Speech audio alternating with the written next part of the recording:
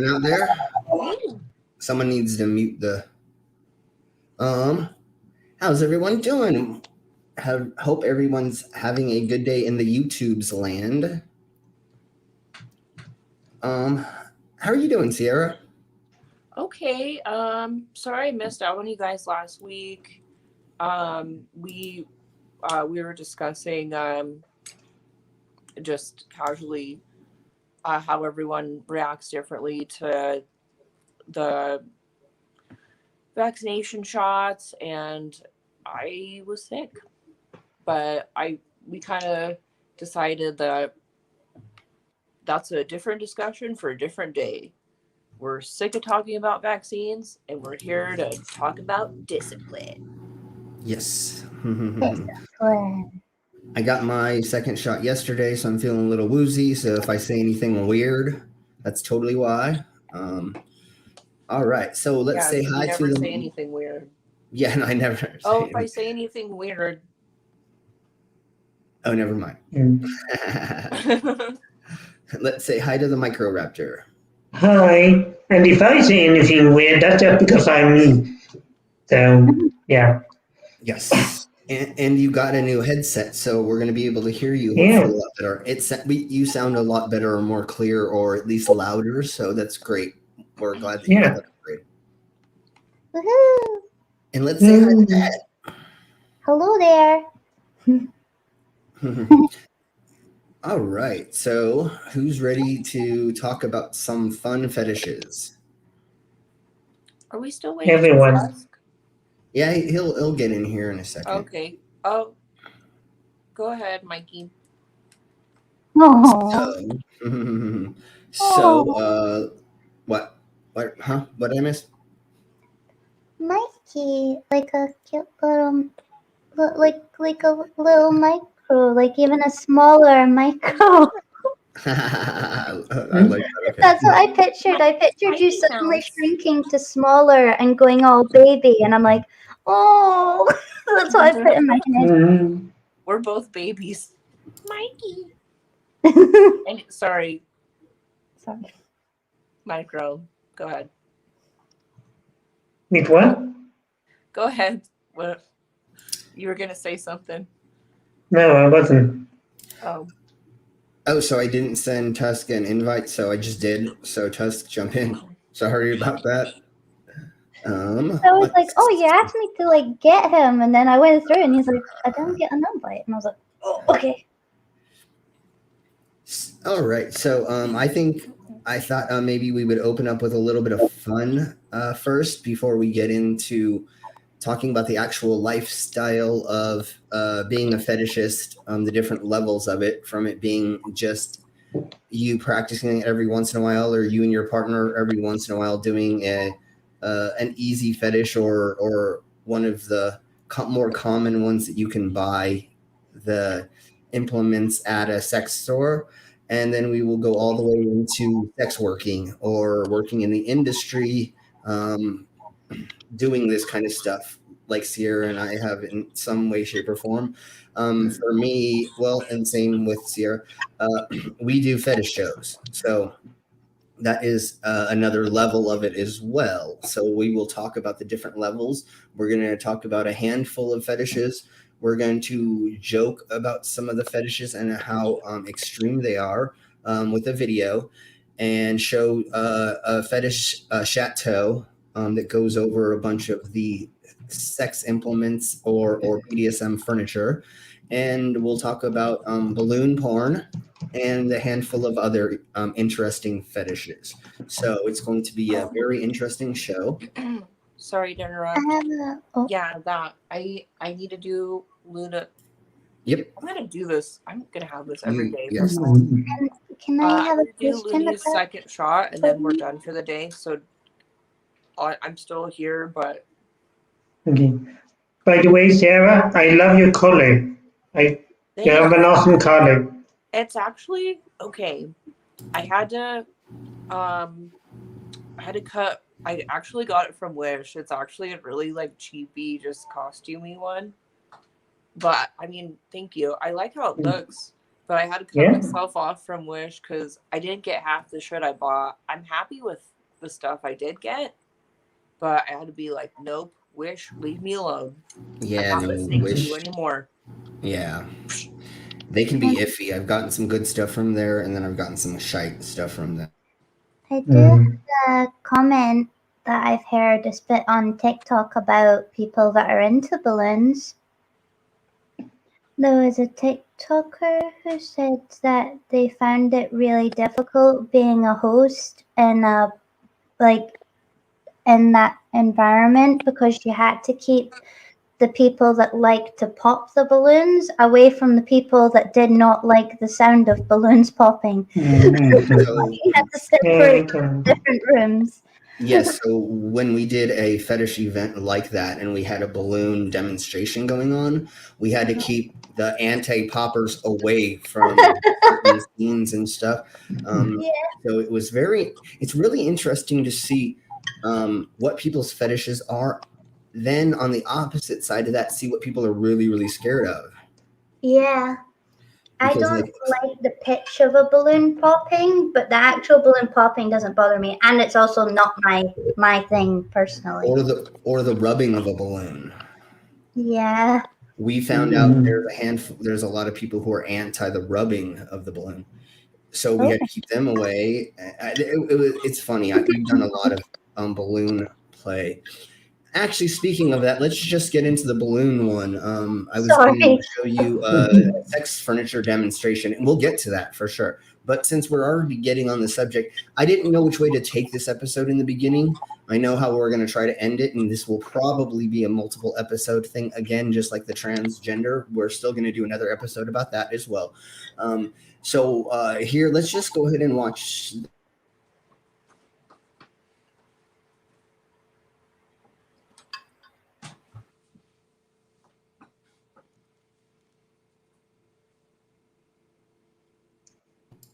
And once again, like normal, I don't completely watch the full video. So it's just as much of a shock to all of you as it is to me what happens. I just usually preview the first 10 seconds. And if it's on YouTube, then I figure that we can use it, especially if we cut it up for entertainment.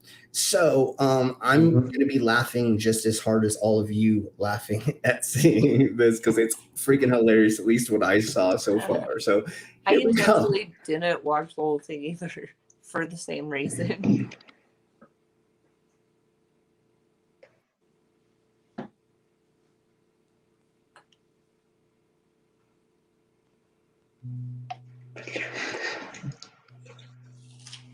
I only started masturbating at 19 years old, which is actually quite late.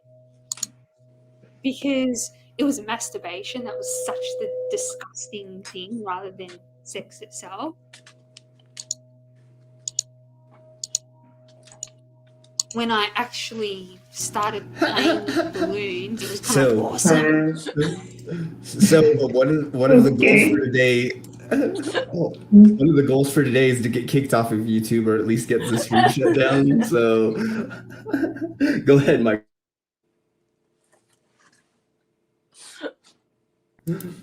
Okay. I know exactly. That's why no king shaming, but the guy was farting into the balloon. And that's what I'm laughing at. I'm not laughing at anyone's fetishes. I'm laughing at farts. No, this is silly. We're not yucking anyone's yum, but to someone who isn't into this does look a bit funny. Like it's, but we still respect people who enjoy this. See, I mean, I kind of get it, having something nice, soft, and smooth to rub against. However, every time that balloon looks like it's about to pop, I'm like, oh. Like, I'm getting like, oh God, no, please don't. I get that too. It's like, okay, real talk. It's like when you're a little kid and you like hump your pillow or hump your stuffed animal or something like that.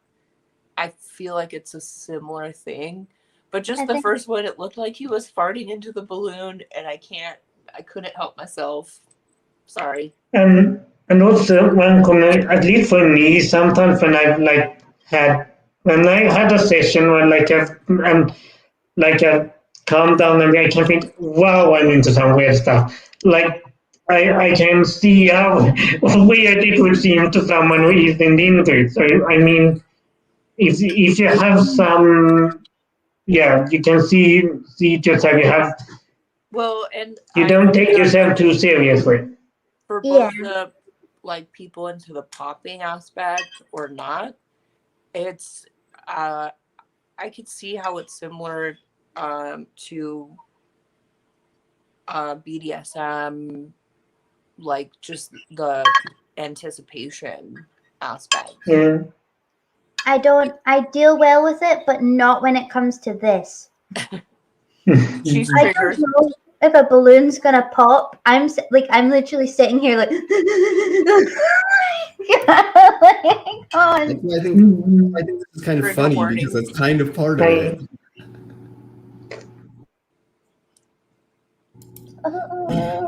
So one thing we forgot to do when we start these things normally is we say hi to the side chat. Oh yeah. So let's go through the side chat and say hello to everyone. So we're gonna start We with just got real Demon.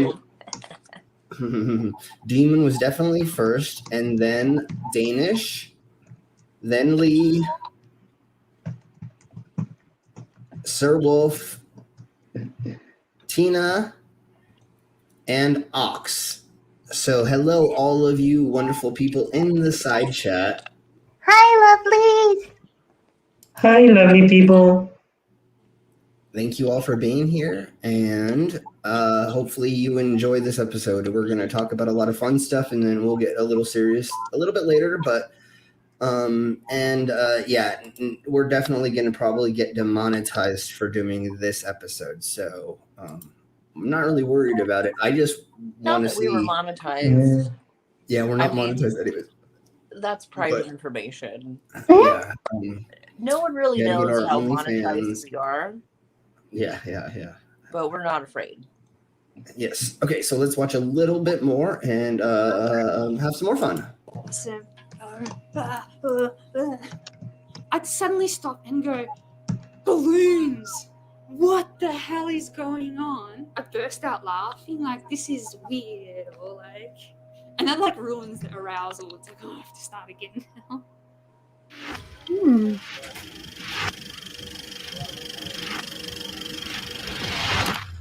I know what I'm doing now.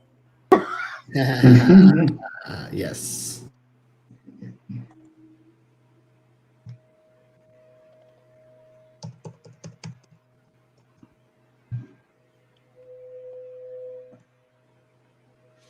Interesting. When was I first attracted to balloons? This is a really difficult question to answer. I have these memories of sitting on balloons, and then I have this memory of my mum saying something like, stop playing with your body, or something like that. And it was something like disturbing about the way she said it. And then eventually, like by the time I got to 19, 20 years old, I saw pictures of a guy sitting on inflatables, and I found it really arousing. And I thought, oh, I must be into black guys. That's the whole thing here. And then I'm like saying that, and I'm looking at the like it was a penguin, an inflatable penguin. And I thought, all right, just admit it to yourself. And it was a while till I actually dared to like Google balloon fetish. All right. There's the pop. There's the pop. Used to make my little videos. Warning. Like I've got my Wednesday dress, and then I wear this. This is like the cleavage top, so shows off the tits. And then the most important part is all my balloons. This is my GL 500 that blows up really big, and it's awesome because you can lie on it and everything. I've got a 16-inch jewel Qualatex. My favorite type of balloon is the jewel or anything translucent or see-through. Why is that? I think it's because I had a really good orgasm on a translucent balloon. in the fetish, there's so much variety with what people We've like. done that And at also events, people getting do inside different huge I gotta dig up some balloons. pictures of that. activities, if you know what I mean. What's Yeah. common is a blow to pop. So I'm really scared of these.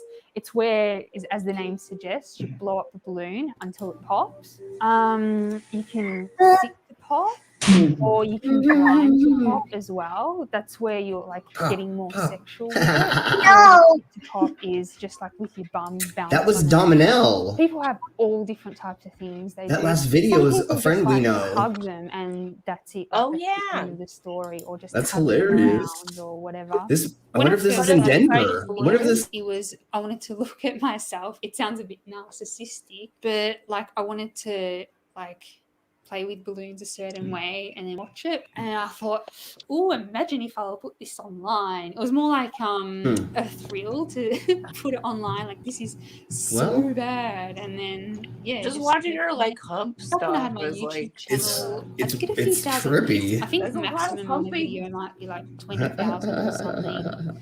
But I got banned after a while. Okay.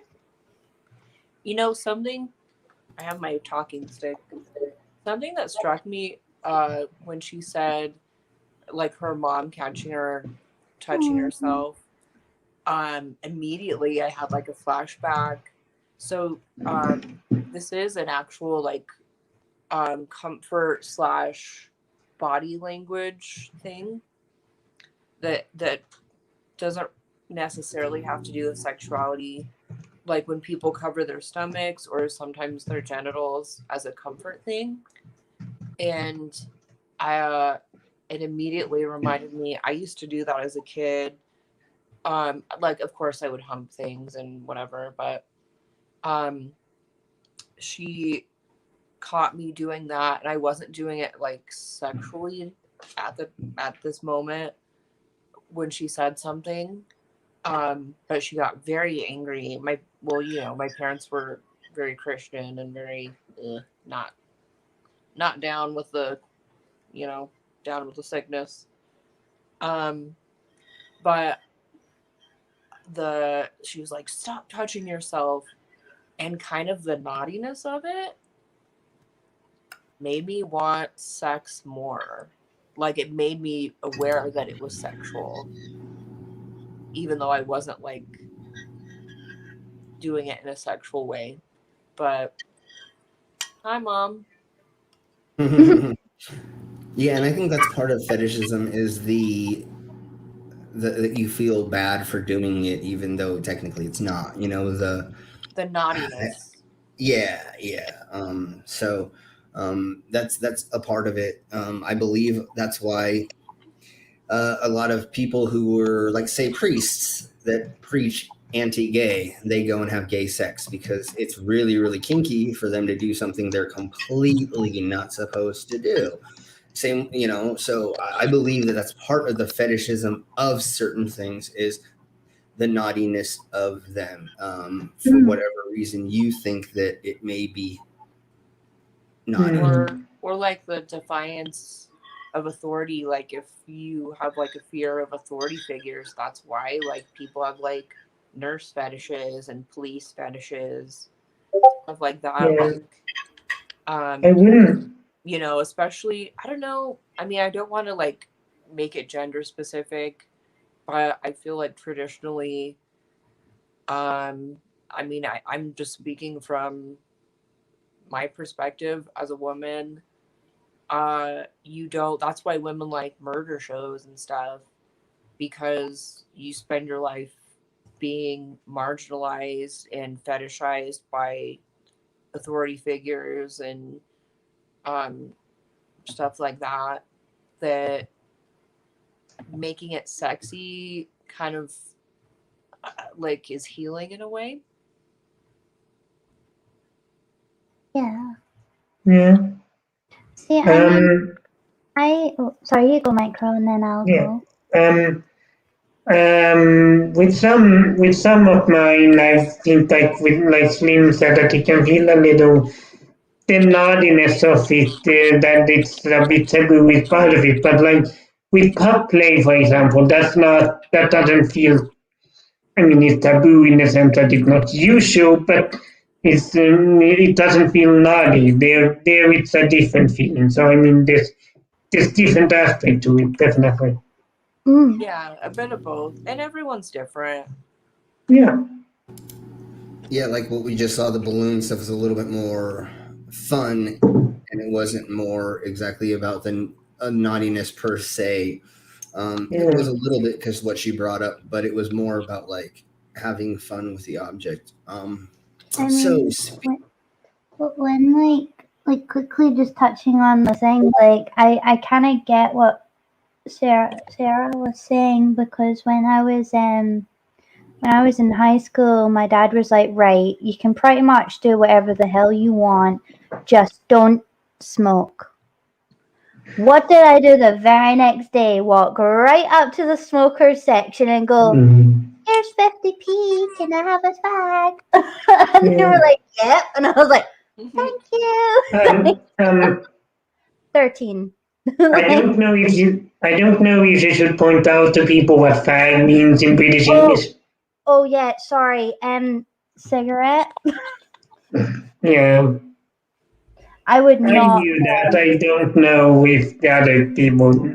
I don't know if it was someone who didn't know that. Yeah, thank you for clearing it up. I think most of us do understand that, but yeah, thank you for clearing that up. I would not say that in the we know that. Yeah, we know that. What, you don't go to the schoolyard and ask for? like, I want one of them. Give me one of them, please. Yeah. Puppy party. I need a new best friend. Can somebody give me a gay boy? Never mind. Yeah. I did say I walked up. I was in a wheelchair because I broke my leg, so I wheeled up to the smoker section. Well, that makes it even funnier. Hopped up on Cocodamo, like. I'd like a cigarette and a lefty. So speaking of pup play, we'll go ahead and show this video that kind of describes that and about the fun of it as well. Yes. Oh, so excited.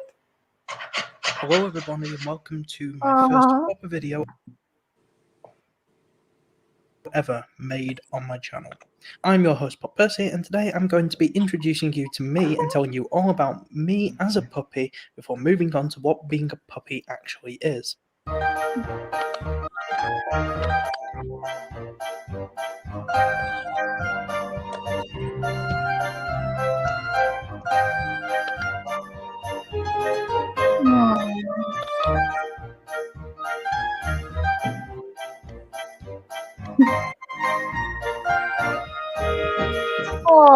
Before I absolutely go anywhere, there is a huge change since the original intro that I made 2 years ago, and that is my puppy hood.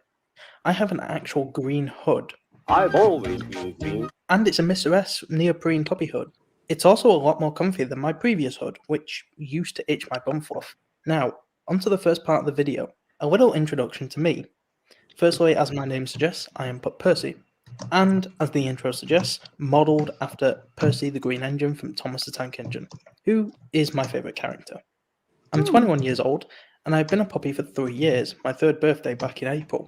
Puppy play to me is what it is to most other pups, a headspace to get into.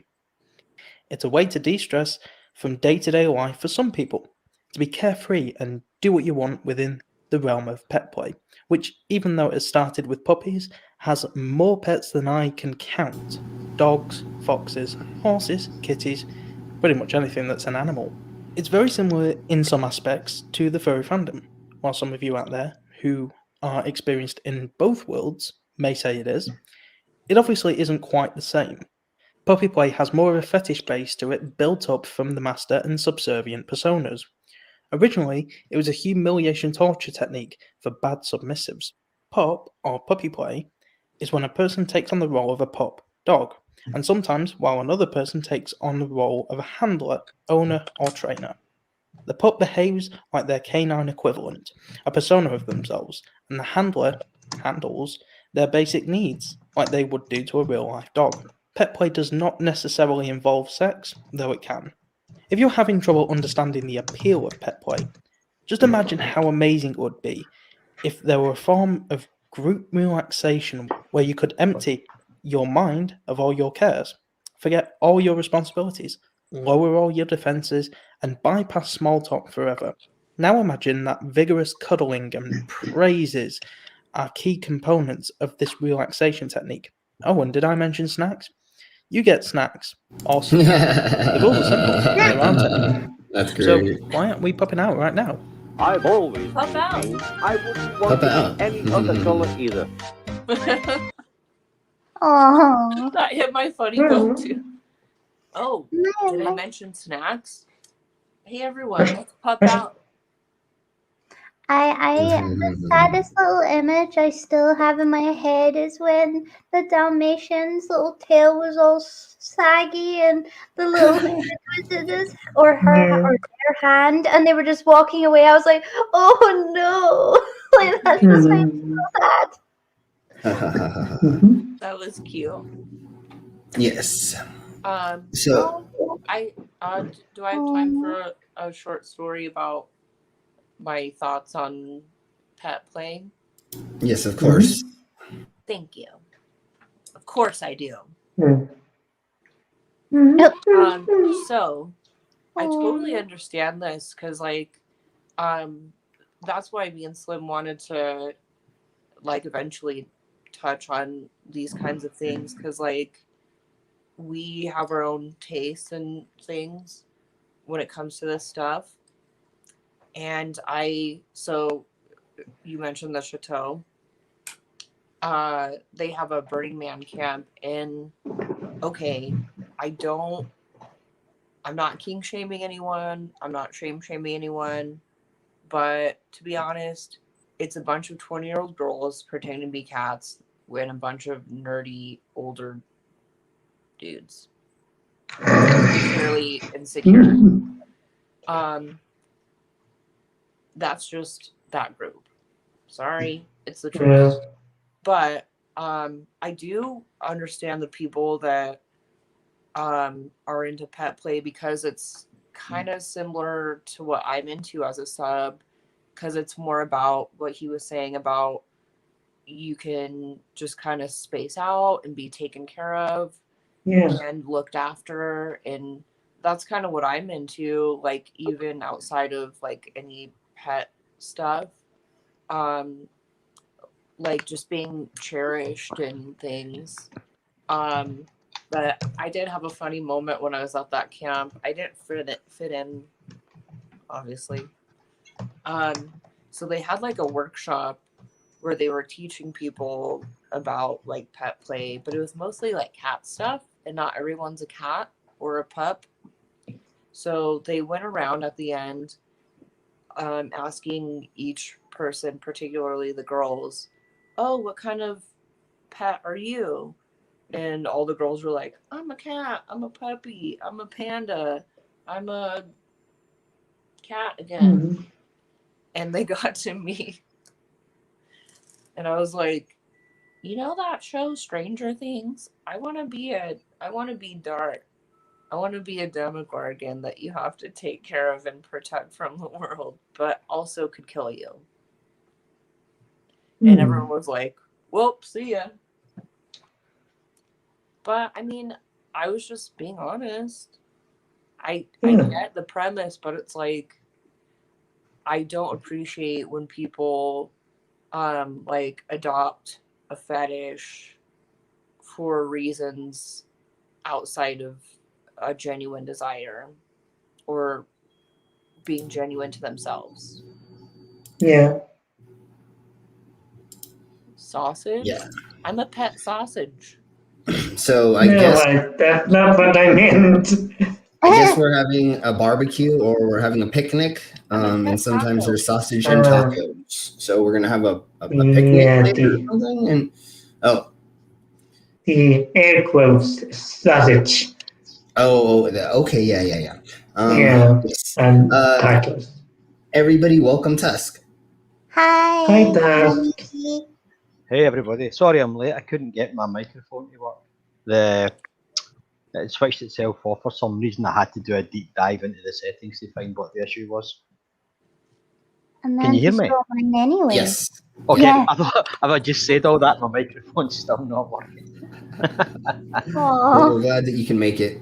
Well, I was watching the balloon fetish thing for a bit there. You know, that was, yeah. I know you're never going to get somebody else's thing. You're never going to understand someone else's kink. But really, I disagree that you never understand it. Fart, and I can't not laugh at farts. I'm sorry. That's the only reason I laugh. well, do you know what? Sometimes you can definitely understand someone else's kink, but yeah, sometimes you're not going to understand it. Yeah, you maybe I don't know understand it, why. yeah, but you're never going to get it. You know. Because we're doing that. Not really, That's no. what we're doing after this. Balloons are blue.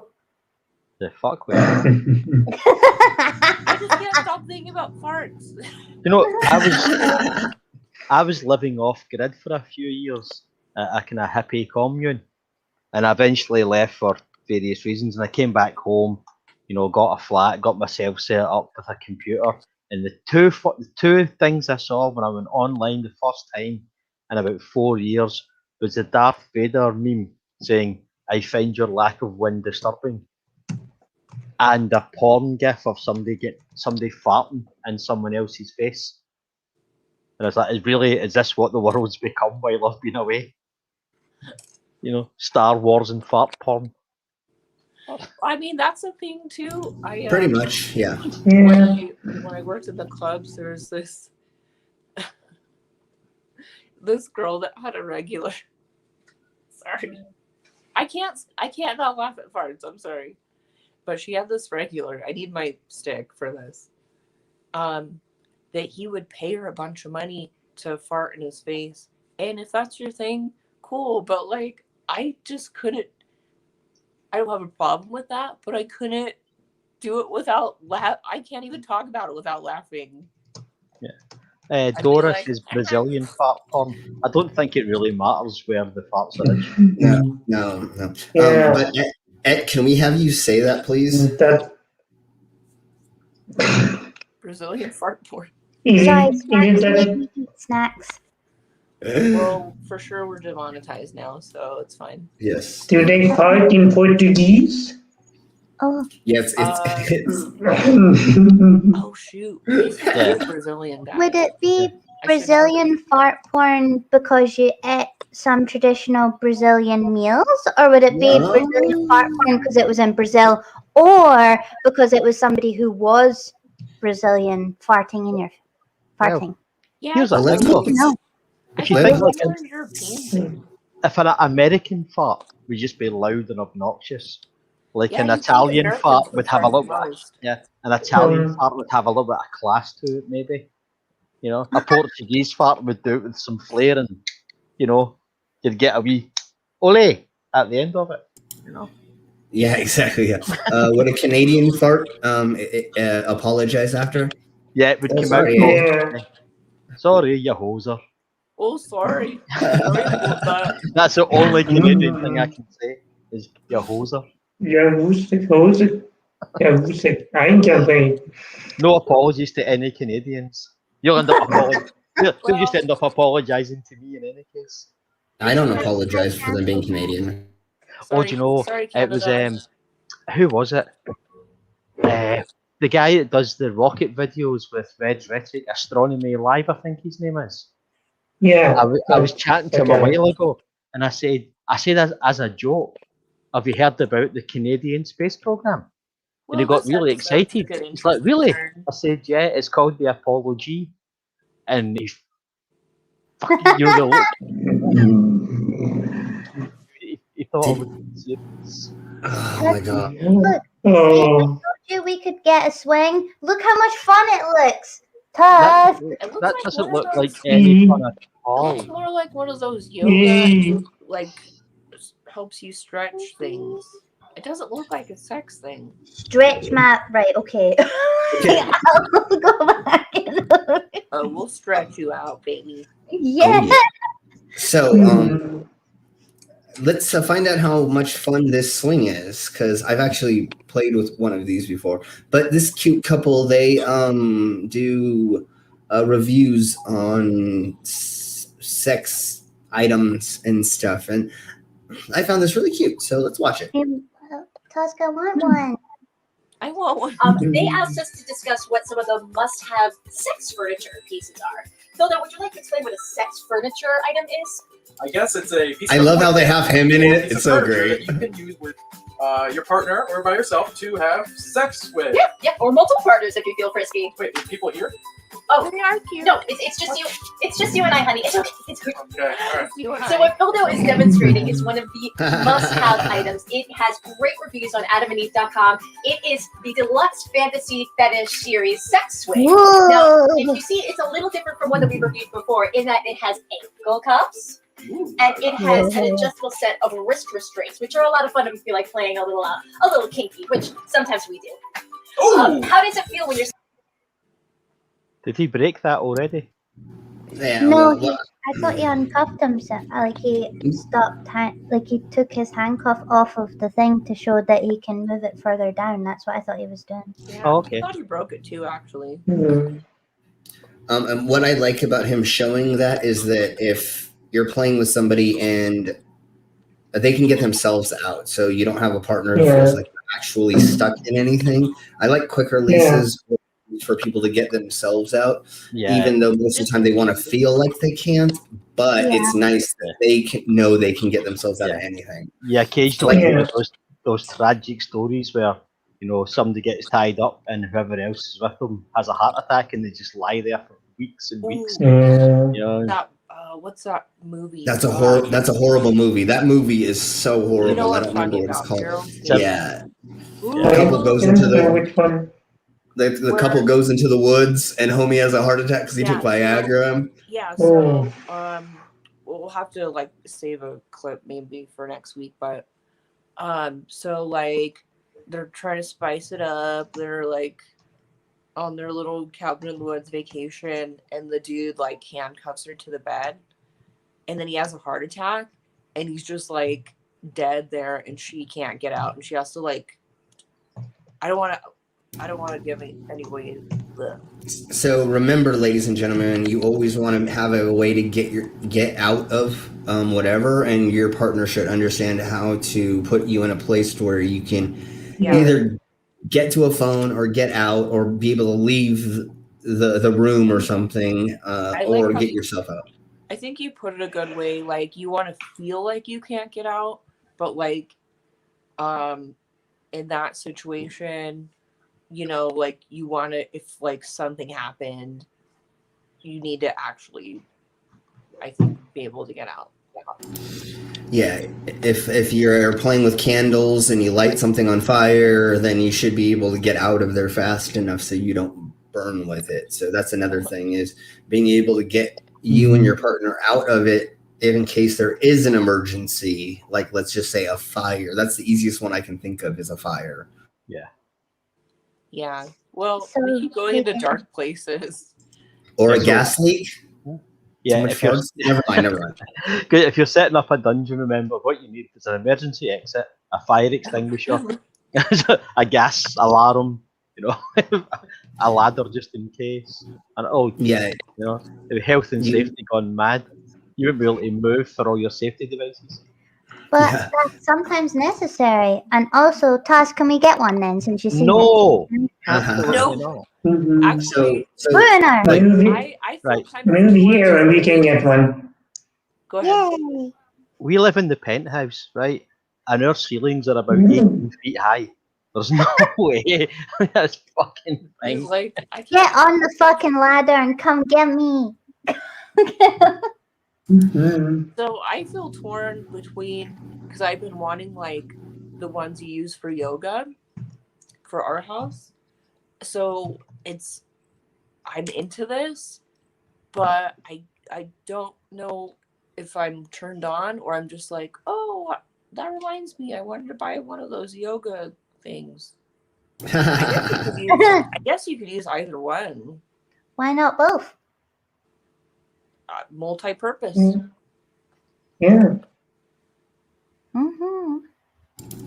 Yes, so let's watch a little bit more of this, and then we'll delve into the lifestyle part of it, and then watch some more funny things. Sitting in it, babe. Very secure. Very secure. It holds up to 350 pounds. Yes, Very not like close secure. to 2 bills, and Oh, We're not going to talk about my weight. it's secure. Yep, secure. What you do is you anchor it into a stud in your ceiling, and then you can get one of your studs to sit in it. It's really great. It's got a little bit of features. That's good. These white strips, it's silver metallics. It's I love how they have him in it, you know, it's so great. And you can play with lots of different sexual positions. You like it? I love Ooh, it. I love go it over too. the sexual Speaking of positions. I'm just going Ooh, to I let wanna you see. I wanna sit see. there. You just hang Let's out. hang out. Adam and Eve also sent me for free this amazing sports sheets. I like it, doggy style strap. This is like a cummerbund for sex. Cummerbund. I never could figure out how to use these So the way very it works well. is just like your traditional cummerbund. You wrap it around your partner. It has adjustable straps, and you can pull it. You know, it's fun if you're getting a little. So I guess if you can't, I get it. I guess if you can't wrap your arms around your partner, doing doggy style, because that's what it's for. Yeah. I guess this makes sense. But I've never gotten this to work very well, or it doesn't make sense to me. If your legs give way, they can keep you up. This makes Oh. sense. I've only Oh. seen like the smaller version where it, like you, like say someone's orally doing something, where you wrap it around their head and you can. But this kind of makes sense. Like, okay, for example, like I don't peg Craig, but just as an example, he is a lot bigger than me. So if I wanted to, or if he wanted to, you know, he I I would probably see how. see that because I'm so much littler. So I can see that. I've never seen this before though, actually. Is anybody else going to mention how much the guy in the swing looks like Skydiver Tanner? Oh, that's good. That's good. Yeah. They are very cute. A bit, I I guess. see what you mean. They're That's a cute guys. little. If we say it's him, Yeah. it's him. He looks so comfy. I'd probably fall asleep. Yeah, it looks so. See, that's why we're getting one, right, It Tusk? looks comfortable. Yeah, I It want doesn't, one Yeah. it for us. doesn't matter how many times you say it, we're not getting one. I've literally been sending him Amazon links like every few days of it. Every couple, I want every one. few I want hours. one too. not- Buy us it's- these. It's not specifically like a sex swing. It's like anything you can hang from the ceiling, like a hammock, one of those 70s half moon chairs, the big plastic chairs. So I'm not drilling holes in the fucking ceiling to hang a chair from. Man, I'm just thinking about all the possibility. I could nap. I If you could can do it, you can do that on a normal chair. I could do that. Well, now I want one. See, if you get one, that's not fair. I'll throw a tantrum. Oh. You can. Okay, well, let's watch a little bit more of this. It's rough when it comes to your doggy style. If you're just like making sure that they feel anchored and close to you, all about fun, all about safety, all about consent, right? And you know what else we're all about, babe? Good deals. All about good deals, exactly. Any one of these single items, almost any single item at adamandeve.com actually can be yours for up to 50% off. And with this offer code, They don't have you great can also stuff, get free but shipping, whatever. free sexy DVDs, 3 of them, and a free Okay, I mystery think we're gonna be. I think we're done Who with still that buys porn movies? now. On Nobody. DVD? Nobody. I have a hard time believing that it's up to 350 pounds. How much is that, like stone or kilos or whatever? That's an NFL quarterback. That's a big person. So pretty little, and he like filled up the whole thing. Like I think they mean so the. I aren't that big. I mean, you weigh more than me. Weirdly, I don't know how, but It'll be the thing that connects it to the joist will have a maximum load, a maximum safe load of 350 pounds. Yeah. But you could change it by putting a heavier chain or something. Sierra Slim is 75% metal, so that's how he weighs more than you. Yes. He's dense Yeah. like a dying star. That's what I say. Well, the stars take a long time to die, so it's gonna take a while. But Let's hope. that's the only sense I can make of it. And I'm just made of boobs and hair and lipstick, so. Oh, I've got, there's more to you than that. yeah, Huh? you've got feet as well, surely. Oh no, I not do. feet. Yeah, Craig thought most partners / family members think my feet are like size 5 American. They're not. I need big feet to support all this awesomeness. Anyways. I feel attacked with my little itty bitty feet. Just before I forget, this is something I've been thinking about for a while, and I've never been given a satisfactory answer. Okay. When you get tattooed, right? It's adding mass to your body, right? So it must have a weight. How much do tattoos weigh? Oh, does it not depend on the tattoo size? Yeah, obviously. But there must be like an average per square inch that weighs like Square inch 0.0000 of grams or something like that. I don't know. In theory, that makes sense, but I kind of think of it as like how your body, like similar to how your body deals with liquids and moisture. You kind of, it becomes part of you. Yeah, but I mean, see, like a bottle of tattoo ink weighs, say, 10 grams, and you use 1/50th part of that on a tattoo. Now you have a 50th of 10 grams. So that'd be 0.5 grams. So you've added 0.5 grams of mass to your body, which you can't lose. You'll always have that weight. I would say micrograms, like Ox. Yeah, we're talking tiny. It would definitely use something. But yeah, no, that's pretty interesting to think about. Is what you're putting in your body is going to make you weigh more. You know. I guess. Everyone say hello to Winters. I believe that's the last person who came in. Mark Short, if we didn't say hi to you, say hi. Hey, everyone. Hello there. And Tina's back as well. That's really interesting to think about. I wonder if there's Hello, Tina's back. I feel like that meme of the lady and all the mathematical things when she's thinking too hard. That's me right now. Like, So, do we want to talk about the different levels of the fetish lifestyle, or do we want to watch another video? Oh. I don't know. I kind of want to watch somebody fail really bad at sex furniture. But, let's watch the video. I feel like we dove deep. This is good. Yeah. Farts. We talked about a lot. Yes. So this is delving further into the serious fetish side. Uh-oh. So serious faces on, everybody. Don't talk about farts. No farts, just serious faces here. Okay, oh no.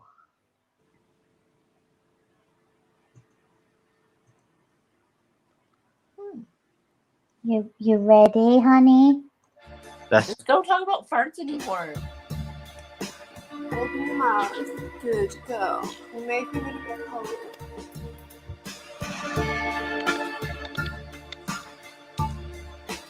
I'm Chloe Cross, and I'm in search of better and different sex. Lots of us have had a naughty nurse fantasy at some point, but some people take the medical fetish to a whole new level. What does a medical examination fetish involve? It can be for everything, super small, like, oh, let's give you an eye examination, you need an eye patch, to everything to an anal speculum. When did you first realise that you had a medical examination fetish? When I was a kid, it started, and it still happens now. Like if I go to the doctors, if it's just even for like a checkup, there's something I find extremely soothing about being examined by a doctor. Caring, nurturing. Yeah, or like the safety of being like You've I'm put, in exactly you've the put right your place. life into someone else's hands. You know, I really love the aesthetics of leg braces, of arm casts, of back braces, of neck braces. So when you actually do the examination, Be checking eyesight, you know, pupil dilation. It could be anything as silly as just, you know, tapping your knee to see your reflexes. you don't use needles or injections. Well, you or can. anything. You can get electric cock rings, or you can have Fire electric. wands. I wanted to see them in action, so I scrubbed up and joined in the fun. Okay, let's begin. What's your complaint today? Why have you graced my doors? I've got pain in my hands. What else does it hurt? What about here? What about your chest area? Yes, no. Does that hurt? Does that hurt? Yes, no. Good girl. This is something very special. Open your mouth. Good girl. Okay, this may feel a little bit cold. I'm going to open it just a little bit. Yeah, okay. I can't see any broken bones in there. So let's diagnose this broken bone that you say you've got. Okay, does that hurt? Does that hurt? Good girl.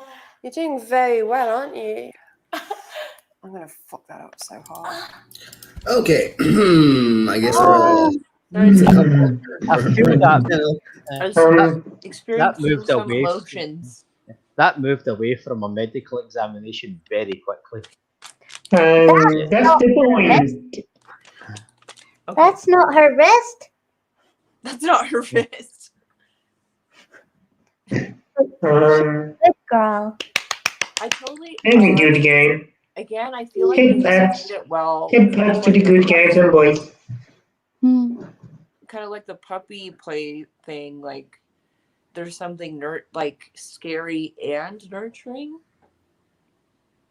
There's nothing, to me at least, there's nothing scary about pup play, but And Slim's over here like, yeah, I probably need more shots. Bring the needles.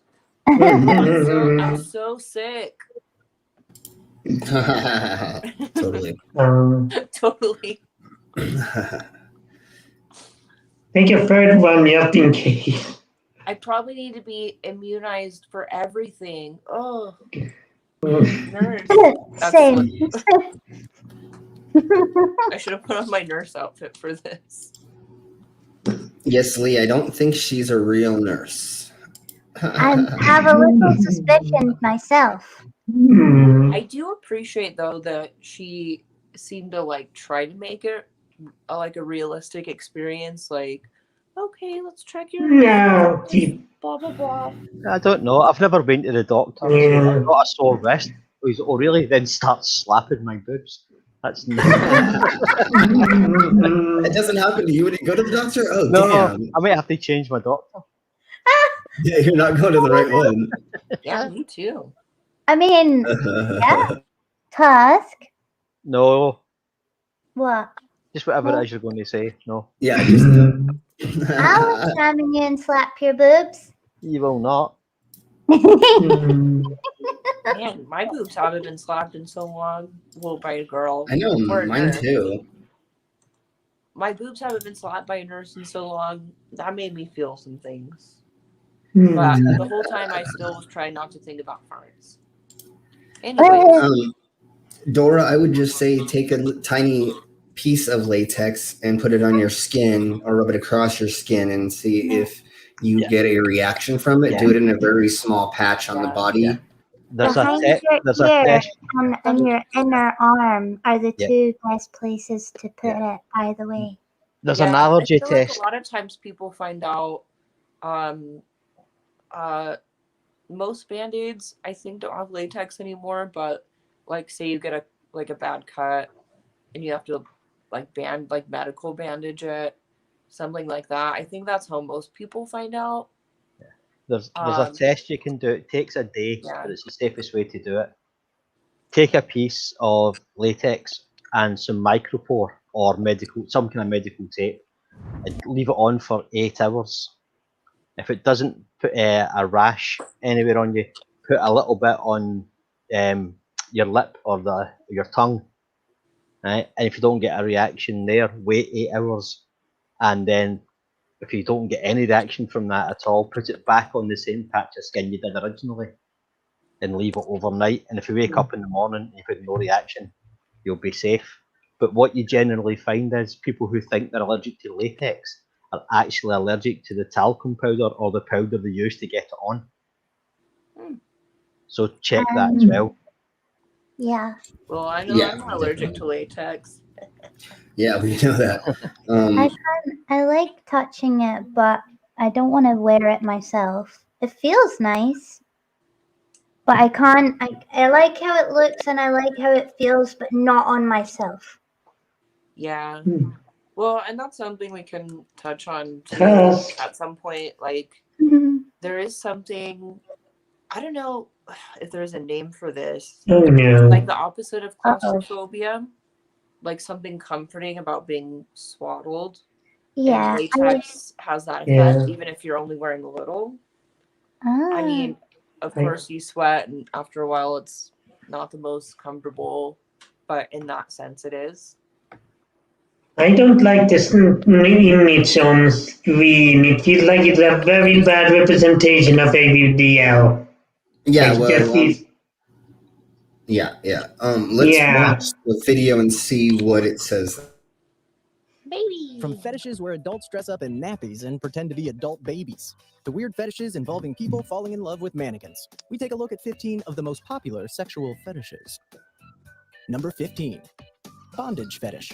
People are all about fantasizing about the things that they don't have in real life. If you are a less dominant person, then you are more likely to get turned on with your partner all tied up, lying on your bed. People usually prefer tying their partners up with a necktie or other things that may only give pleasure rather than threatening the partner. If you are into this type of fetish, then you may go for leather restraints with Velcro closures. Number 14. Water fetish. It may seem rather weird, but water is actually a pretty popular fetish with both genders. Running water somehow just has that magic for some people, whether that be a shower, an open faucet, or even rain. Looking at it or even just hearing it turns them on. To take things even further, some women feel aroused by lightning and thunder. The view of massive flashes of light, I guess, suddenly embarks their sudden lust for sex. Number 13. Criminal attraction.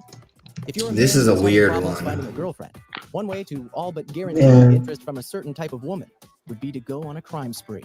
While some women are attracted to bad boy type men, others take it further and get turned on by hardened criminals.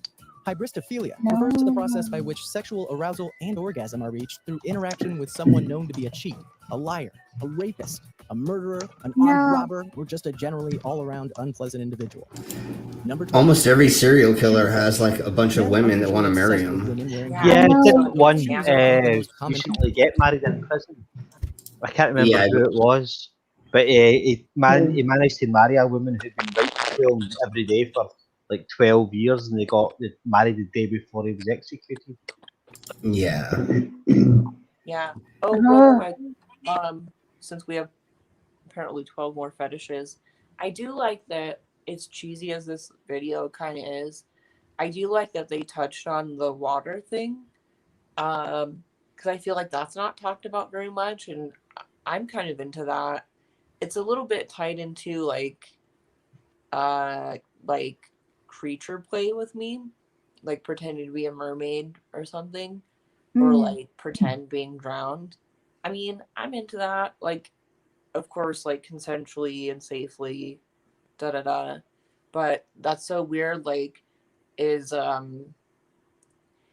this video is clearly marketed to people that don't know anything about any of this crap. So I think that's cool that they mentioned something that's not talked about a lot. So just, I appreciated that. See, I quite like the bad boy sort of thing. However, I do not like somebody to actually be bad. So to speak. You mean that Tusk isn't actually naughty? To a killer or something. He is very naughty. Tusk being very, very naughty. Yeah. This is Greg. Mm-hmm. He's very Hello. happy. Hi. And the talking stick. Hello. Hi. But yeah, so like I do sort of like somebody that's a little scary looking, so to speak.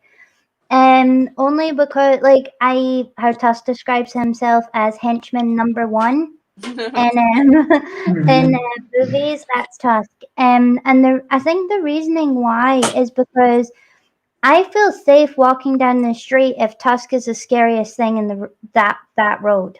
Yeah. No, I And totally I got my little understand. beautiful Like, bulldog. I know you don't 100% identify as femme, but like, if Mm. you're a petite person or femme-ish, or, you know, smallish, whatever, I feel like even just going to the grocery store, I feel 100% safer if Craig's there. Yeah. Or riding the bus, whatever. I actually, I had an old roommate. I was complaining about I got onto the wrong train because this guy was following me, and I got scared. And I got home. I was like complaining about it, like, man, I just want to ride the bus in peace. And he's like, really? The bus is that scary for women? Yeah. And it was like a week later, he was on a bus or something and saw a girl getting like harassed. I forget what happened, but he stepped in and he wrote this big thing, like this big Facebook post, like, wow, I'm so sorry to all my female friends or femme friends, whatever. Like, I didn't realize just going about your day can be scary. And it's so nice having like a big badass guy with you. Yeah. Or a little badass guy. Yes. Like Slim. Everyone say hi to Irish Stew.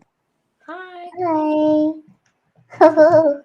Okay, let's watch a little bit more of this and then we will keep talking about it. Fetishes. Women can feel the same way about shoes too, but the majority of shoe fetishists remain among men. The appearance of the shoe is all that matters. For example, the pointed heel and toe, or the length of the shaft of the boots. Ooh, the shaft of the boot. Which obviously leads to the private area. Some men easily feel aroused by having a look at strappy heels or red stilettos. Number 11. Role-playing. French maids, school teachers, the cranky lady cop who uses her Role-playing is very bad. People love this kind of fun. Role-playing is generally a pretty safe bet. Yes. But you do need to watch out for some pitfalls. The biggest one you're going to find is, unless it's your partner's idea, they're going to start wondering why you keep talking about other people and things all the time. Until eventually, they start wondering if they don't turn you on themselves. If you reach that spot, abandon roleplay immediately. Number 10. Voyeurism. Some people simply get turned on by watching other people have sex. No wonder the pornographic industry is touching the skies. It is definitely illegal, and may at times give the partner a bit of a fright.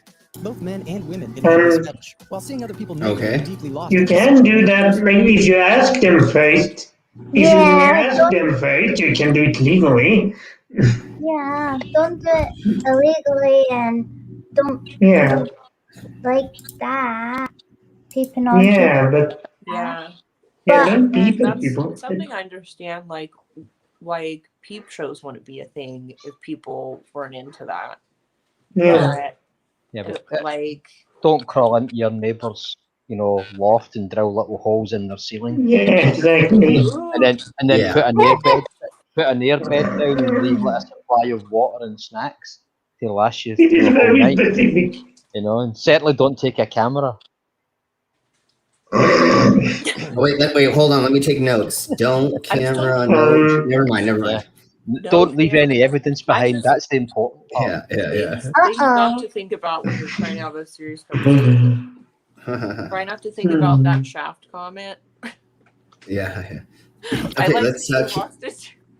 I have never once in my life heard someone refer to as a part of a shoe as a shaft. Me neither. That was so That's weird. funny. I just avoided that section. I closed my eyes. About the shoes? No feet, please. So does the panel know what this would actually be called? What is it called? Exhibitionism. Yeah. Yes, there you go. Yeah, so that's what I'm into. That's why I like having sex in front of people in dungeons, or we do the fetish play on stage, because that would be exhibitionism where people Yeah. watch you. And so I guess I don't know if I could call myself like a true exhibitionist. I do enjoy like that's what's cool about like having like what's the word I'm looking for? The outlet of performance, because you're in control of the whole thing. And there's like a entertainment aspect to it, but like just someone watching me have sex, like I don't know, to me they're two different things. But I get it. yeah, I feel like I say that about like everything we talk about. I get it. Okay, so let's watch a little bit more. I fast forwarded to the next fetish that I wanted to show, and then the next couple in the beginning. Themselves. Number 6, piercing fetish. Piercing is yet another common fetish. These people love piercings, and they will pierce anything. You got your pierced clitoris, your pierced penis, your pierced nipples, your pierced tongues, your pierced belly buttons, your pierced noses, your pierced eyebrows, or just simply your ears. Maybe it's simply the appearance of their partner with the piercings on his or her body that may take their craving to the next level, or the feeling of the metallic objects pierced through their partner's body. Who knows? It could be a pain thing from getting turned on when you get them, or maybe a masochistic thing watching other people get pierced, or You maybe need it's to just, change your hey, tongue look at that, bar. let's poke a hole in it. Yeah, that should not be that big. Foot fetish. It is There also you go. The piercing fetish, I think you missed out quite an important aspect of it, and that's the penetration. Sorry, just that when he said, take your experience to the next level. Oh, but also I wanted, if you guys can give me 2 minutes, I feel like the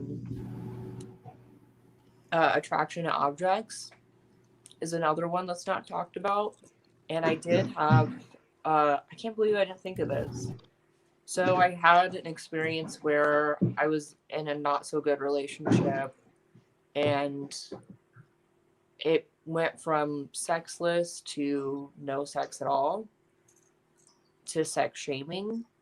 So I fell in love with this human head I had, and I wouldn't consider myself a person that is into like objects per se, but at the time I was so lonely, I did like develop feelings for this like girl head I have.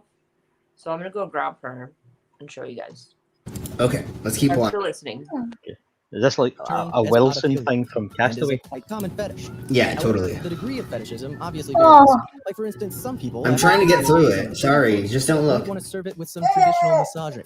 Others will have a burning desire for a foot job, which is pretty much like a hand job but with feet. But They're not that great. I never liked them when they tried to give them to me. The sweet, sweet aroma of the foot. I don't know. Adult babies. Most adults See, look back on their childhood with a degree of yearning and nostalgia. They miss the innocence and wide-eyed wonder they had when. Go ahead.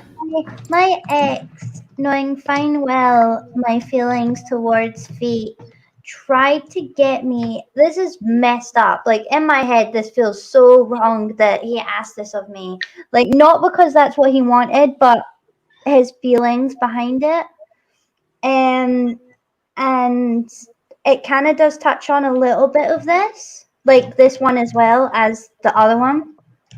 But he wanted me to dress up as an anime character and give him a foot job because he thought I looked like this 12-year-old anime character that he wanted to do.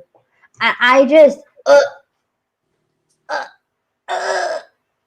and I was like, no, thank you. I will not give you a foot job as a 12-year-old child that you wanted me to dress up as. And you're like, no, thank you.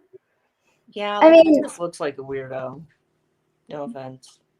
I mean, I don't mind. Like, if I understand, you know, like other circumstances, but like the fact that he asked me to do that for him, knowing like my thoughts and feelings on, first of all, the foot fetish, second of all, knowing that I find it really All right, I'm getting too I into wonder. it. There is such a thing. Sorry to interrupt. Uh-huh. Like people that intentionally humiliate a person or like intentionally do things that they know they are not into. Like for example, like working at bars and stuff, even performing too. There's a certain breed of men, but mostly men, that kind of get off on making you uncomfortable.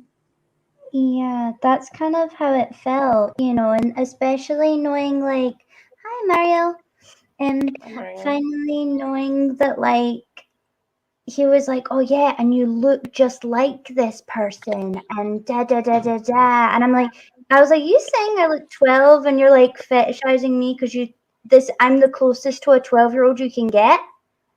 Like I was younger then.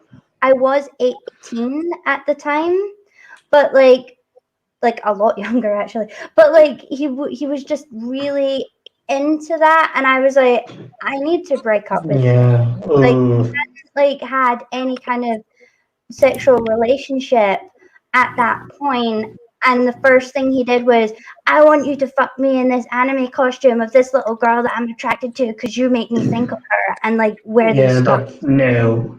Well, that sounds really bad. Yeah. I mean, there's nothing wrong with like consensual age play, like if everyone's on the same page and you've discussed it.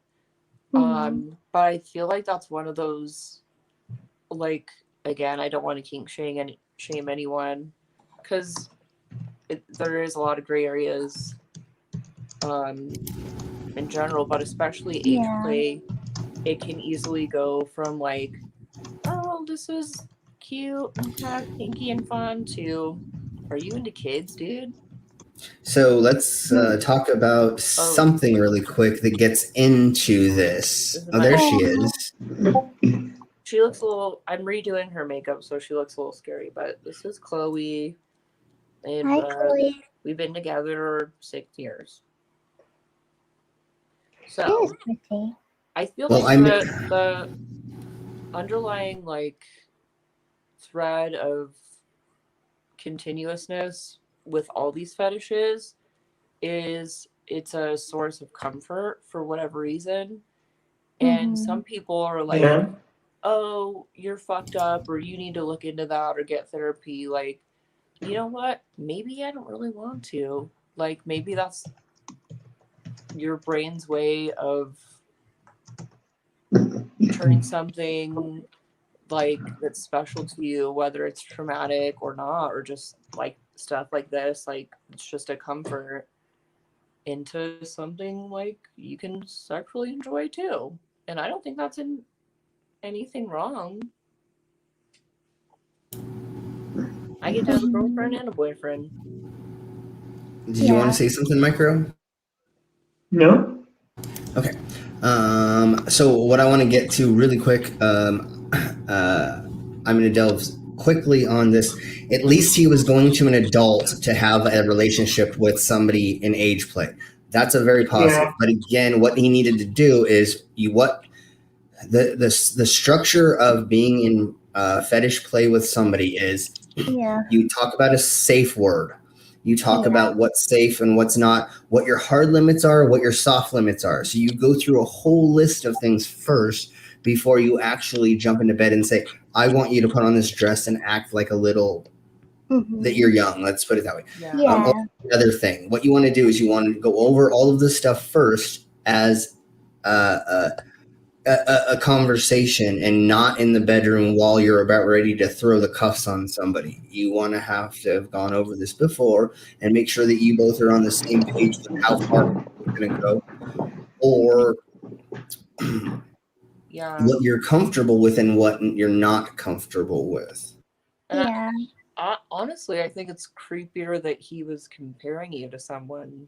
Yeah, Like, it was that's- like he Mm. wanted to date this anime character, and I was Yeah. into it.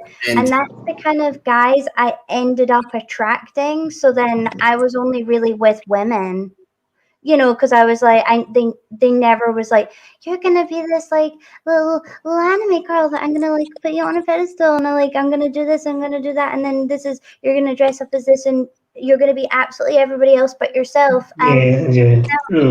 I do totally get that, like, I sound really young.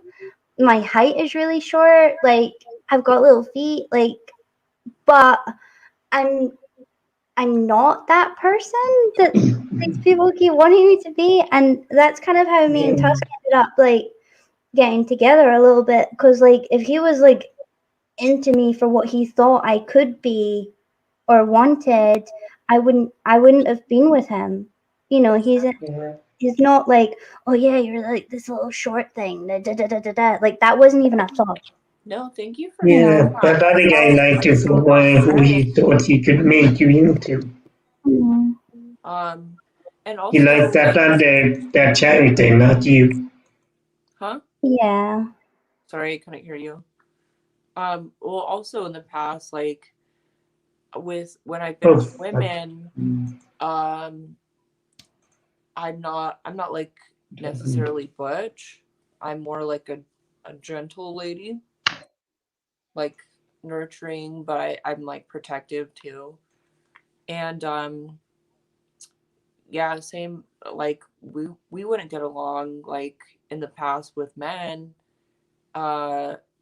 They've been like scared of me. I mean, obviously not Slim, like we're still in love, but like scared of me and don't respect me, I guess, exactly what you're saying.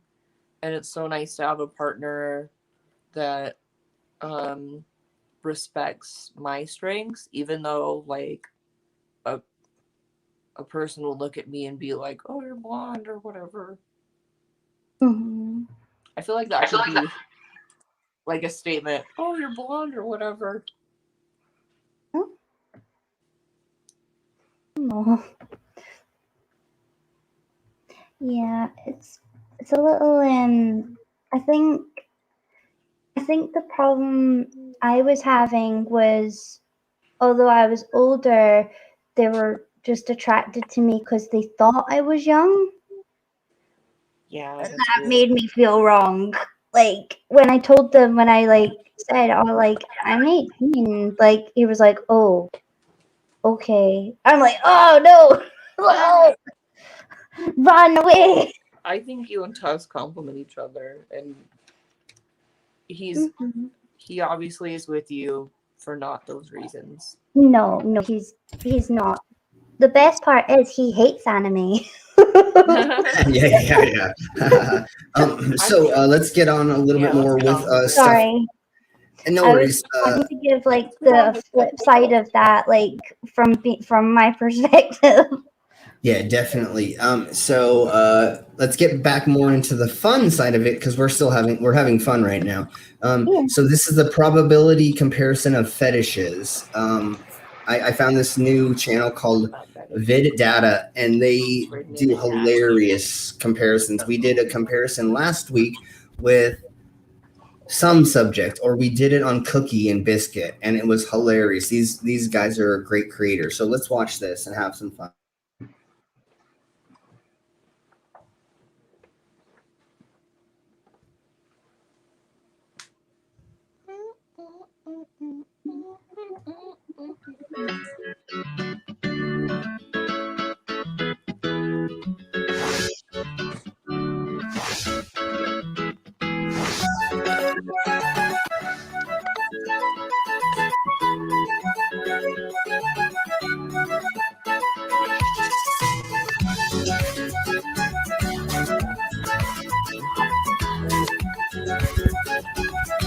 So, to the best of my knowledge, what this is it's the 1 in 37 probability that somebody's going to be into this, or whatever, the 1 in whatever number is a probability you're going to find somebody who's into this. I don't 100% know where they get their information or their data, but These are really funny. I'm just trying not to I think feel about that like whole comment on the shaft of the high heel. I know. I know. I was like, I feel like bondage and high heels are like, I feel like bondage is probably more common than much more common than high heels, but that's a confirmation bias, maybe. I don't know.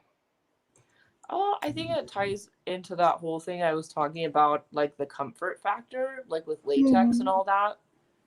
Yeah. That's kind of a big factor in why I am so into bondage. Like, I really like the swaddling, and there's like a strange comfort in it. But I still can't not laugh at farts and the shaft of the high heel. Yeah. Just talk to my girlfriend. I'm not mature enough for this conversation. What the hell is N? I guess we'll find out. The what? Which one? And the one after high. Anesthesia. When someone feels sexual arousal or attracted to human hair. I've never heard of that. Okay. It's Sure. There's beard fetishes out there. There's a group of gay men that they love the whole hairy body, so they love the bears. Yeah. So I guess. Oh man, they offered Craig like $1,500 to dance at the gay bar, and he's like, I don't know. I was like, dude, that's more than strippers make here. And you don't have to do anything. You seriously don't have to do anything. Yeah, exactly. I wish I could get paid that much to dance. Never mind. It's don't cut it anymore. Yeah, hopefully there's a twink scene when we all get back into this and they want skinny men to dance on stage. We'll see. I'll pay you. All right.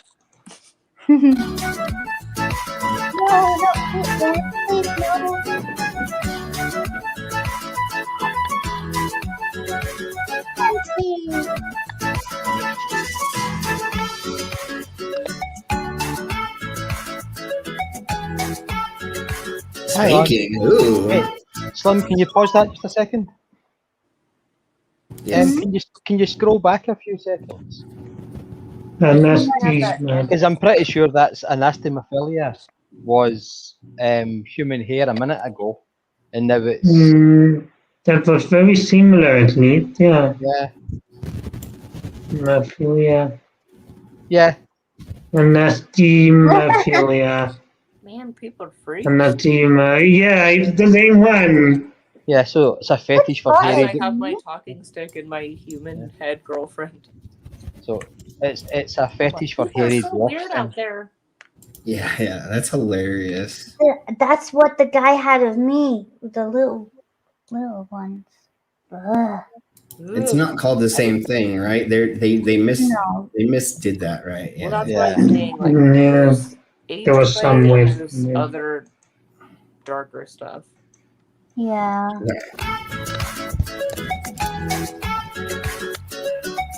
Little cheeky spanking. Spanking has to be more common than being attracted to the height thing. Yeah. Yeah, this is.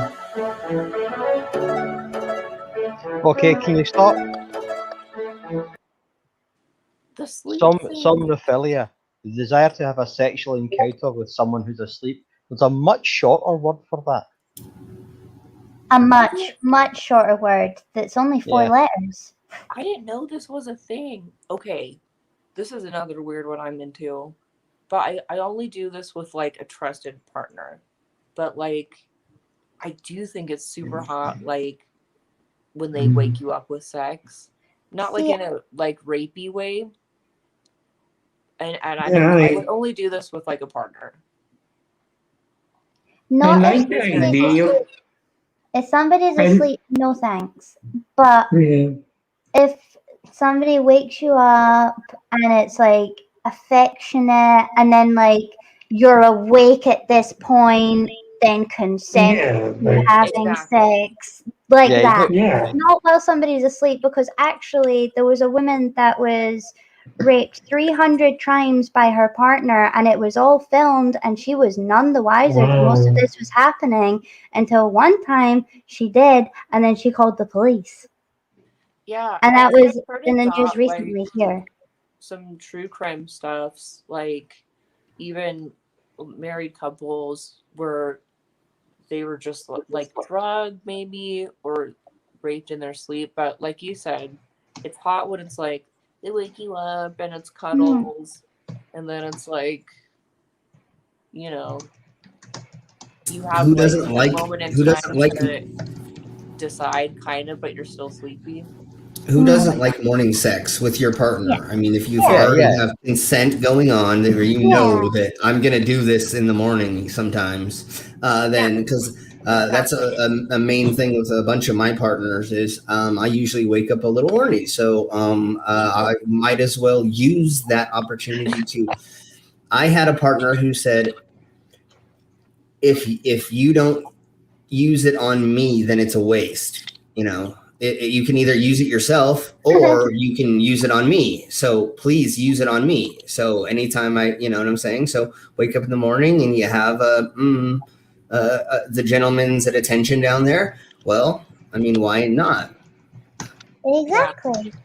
But not while somebody's asleep, like they're actually out cold and you just start going ham. Yeah, no, like morning or like to in wake them REM up. sleep, and like my partner just like rammed me up the butt or something, then we'd have an issue. Yeah. Yeah, you don't want to wake up to the business end of a bobby. That's No. Yeah. The business. Waking up with your partner and then getting the business end of the you're like, bobby. oh, I'm so sleepy. Oh. Yeah, like that. So let's go a little bit more on this because I feel we got way derailed. But also, that was important to talk about too. Yeah, totally. Yeah.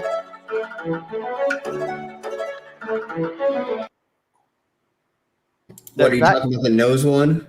That can't be right.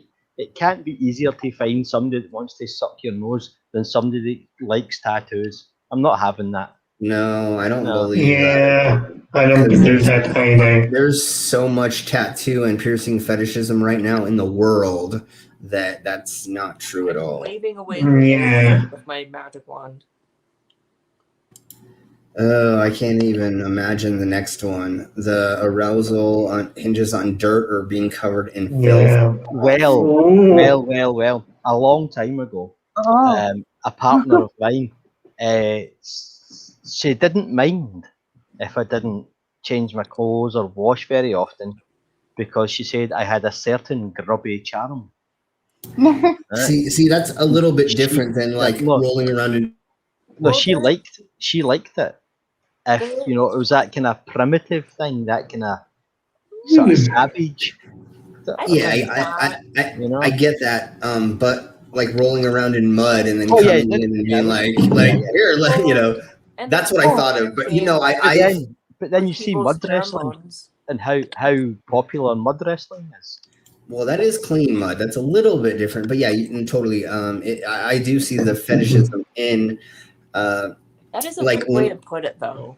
When we, it is a weird way to word it because when we would do rendezvous where we would do Native American camping for 2 weeks, you don't really get to wash very much. So yeah, at the end of it, there is that kind of having that smell where it's kind of kinky a little bit because it's not completely smelling bad, but then there's smells. There's way more smells than there was before. Yeah, it's like the fetish. You get guys going to like concerts and festivals to the hippie chicks with the dreadlocks and that kind of grubby, crusty. We call them crusties in the UK. Yeah, that kind of crusty thing. And guys get. I think it's because it's so far removed from their normal day-to-day hygiene routine.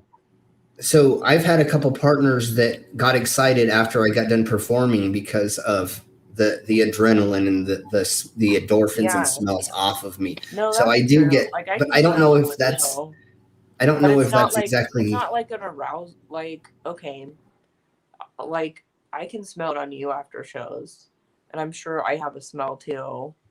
but it's not like, I don't know, it's not like sexual to me. It's just like, I know what that smell is. You know what I mean? I don't know. But I think there is people that are into that, though. Yeah, a lot of women are turned on by the look and smell of fresh sweat on a man. I mean, Tusk For a female, I suppose. is yummy. He does have a natural smell. Like So when I you kinda watch get that, Like dudes but think Like when you watch a girls will like them if they musician. work out, but it's not the same scent. Like sweating from just like activity is not the same scent as like camping or hunting or performing. Oh yeah, You know absolutely. what I mean? It's Yeah. a different pheromone. So it's probably that. It's like Slim was saying there, you see like, the lead guitarist or the singer on stage, they're really into Yeah. the gig, sweat pouring off them. That's really attractive to some people. But some big, slob sweating as they walk down the road with their shirt off, it's not the same thing. Mm-hmm. Yeah. Totally. So I was going to get to that in a second, Danish, and talk about the tattooing fetish that I've been experienced and would like to share in a minute. So let's watch just a little bit more of this just for fun, and then we will get into the explanation of tattooing fetish and a couple other explanations of a couple other fetishes and go from there. I was going to be doing an interview with Johnny O of the Plot Hole later tonight, but we're doing that next Tuesday. So we can go as long as anybody would like to go. And if anybody needs to bow out for any reason, just let us know. I plan on going at least another 30 minutes, maybe longer. There's so much to talk about, but I understand if... I might need a pee break at some point, but are you still feeling okay? Yeah, I'm feeling a little bit better. I need to go get another beer, which I maybe shouldn't have, but whatever. I can't say anything wrong. My doctor said to me after, not the doctor, the medic who administered my vaccine said, have a whiskey or a couple of beers. It really does help. Huh. Yeah, so yesterday I had a couple beers before I passed out for 12 hours or some crap. And then this morning I just made sure that I didn't. I hydrated just to check, and then I had an energy drink, and then I had 2 beers so far. So I'm going to grab another one. Yeah. You guys want let's to say, take 2 real quick? Yeah. Okay, Well, I'm going to you are play. looking a little better. I mean, I'm sorry I commented on you looking pale because you're pale anyways. I'm pale too. So everybody say hello to Doctor Who. Hi, Doctor Who. And Doctor Who. And Dark Steve as well. So hello. Hi, Dark Steve. Oh, hang on a second. So Doctor Who has tagged me in the chat saying, I didn't say that at me. I thought, what? Where? What did you not say? Doctor Who. And I know that really annoys you that I call you Doctor Who. But that's why I do it. Also, like, Doctor Who. Also, Husky Musky Tusky has now been a thing. Husky Musky Tusky. So what we're going to do right quick is we're going to keep playing this video, and for almost the rest of it, we're not going to pause, just so that I can go get another beer and anybody else can take their time to do whatever they would like to do. When we come back, we'll keep discussing stuff. And if people need a little bit more of a break, then we'll figure out how to do that. But let's go ahead and watch the rest of this video. And it should be take over the hosting. Yeah, exactly. So let's watch a little bit more of this, and then we'll get on to more serious subjects.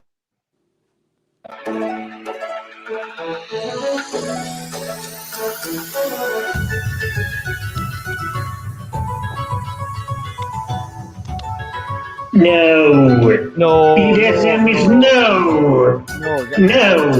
What? No, sorry. BDSM is not at the same level as somebody wanting to take a big crap on me. No, it isn't. Oh, women's breast. Like, no, this is ridiculous. Yeah. No, Yeah. No. This has got to be trolling. Yeah, this is absurd. seeing or touching the buttocks of another person. Like, no.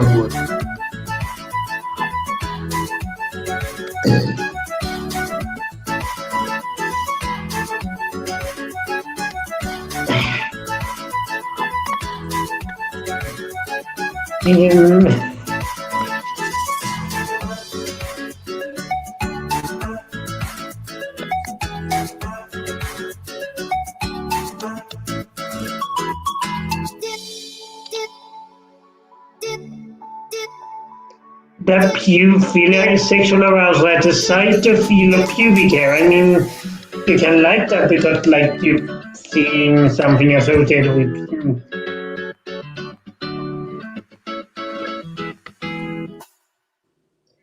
That was nonsense. Yeah, definitely. So, corporophilia is more common than sadomasochism or liking No, breasts. of course not. No. Although, of course not. Yeah, that was bad. Yeah. I mean, there used to. I mean, it's there was a book I used to have a long time ago that was like an A to Z of what were considered psychiatric disorders at the time, and what was bizarre and extreme fetishes.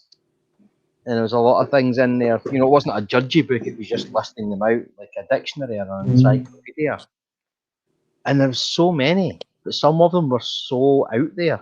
It's like, who admitted to that? You know, I thought somebody just making this up in an office somewhere. You know, like, somebody who likes painted blue or something. You know, is utter nonsense. But the idea that, I'm not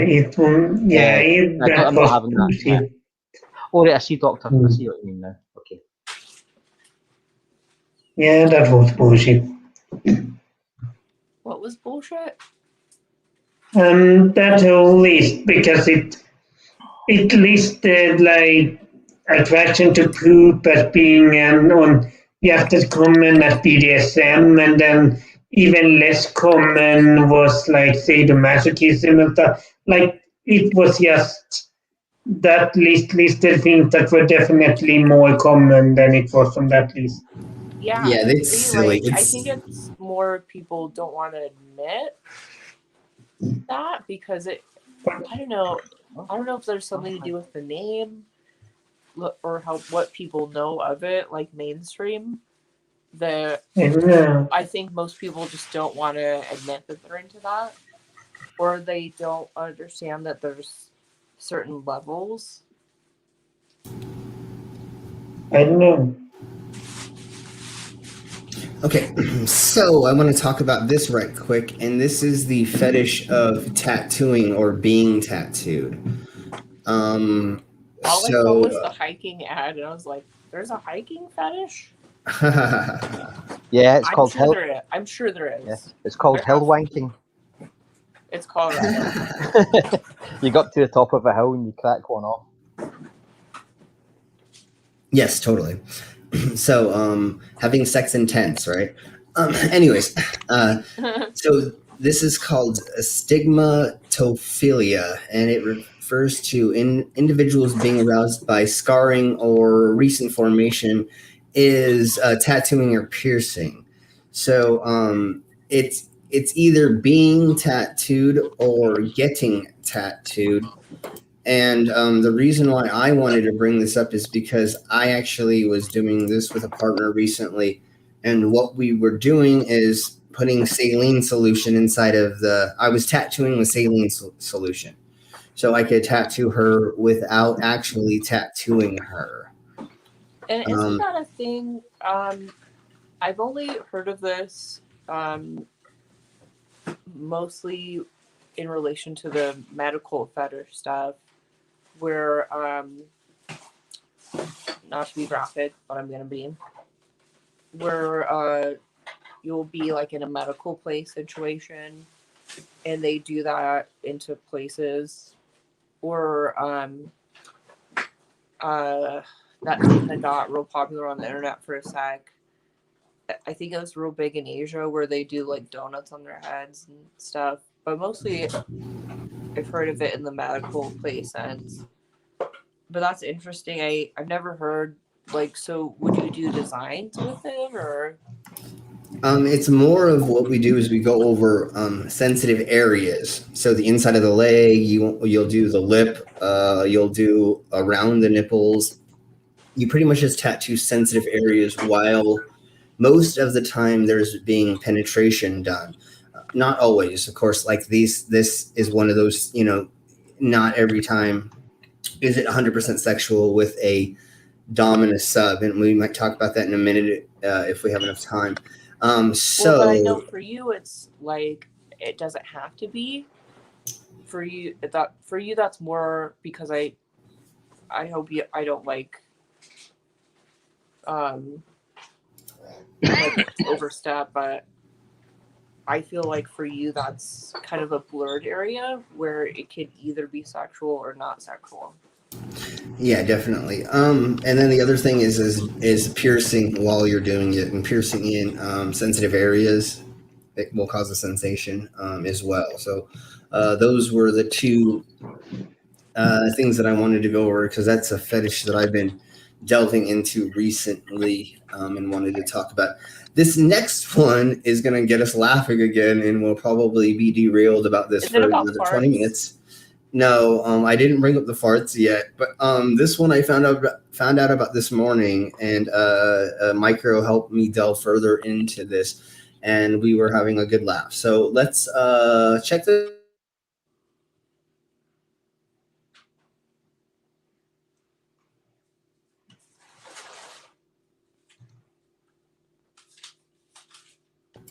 All right, so I'm guessing it's probably hard for most of you to read because it's a little bit, but vorophilia. So what this... Vorophilia? Vorare, I think that says. Yeah. Vorophilia. Sure.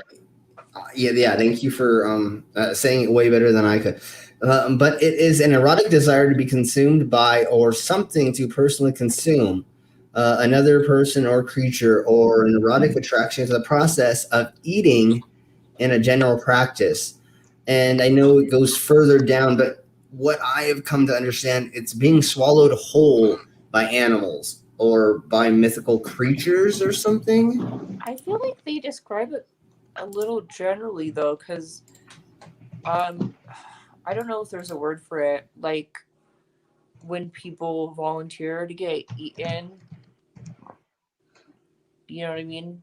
Yeah, there was auto cannibalism. There was a guy in Germany did that. He volunteered himself to be. German guy.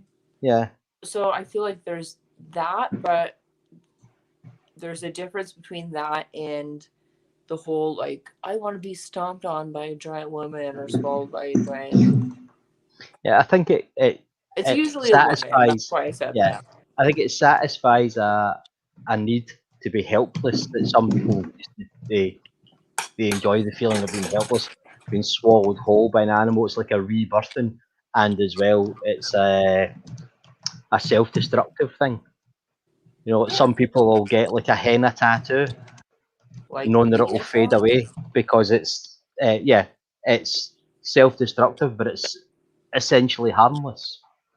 Yeah, I mean, well, going back to what I said about,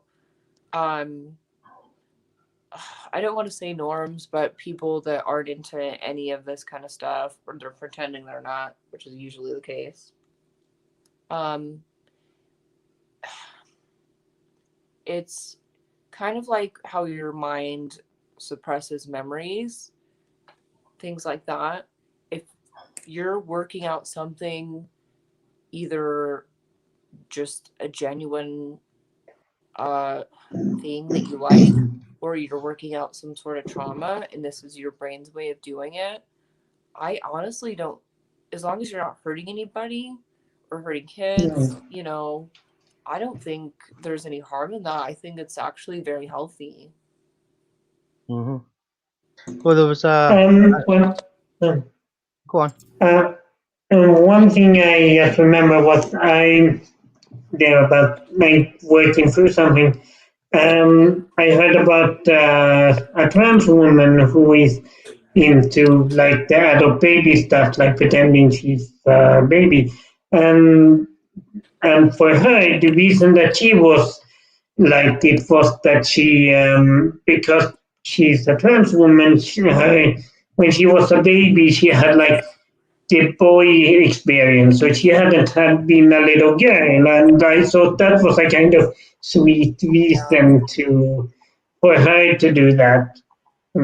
Yeah, I feel like that would be a situation where, like, okay, get help. Oh.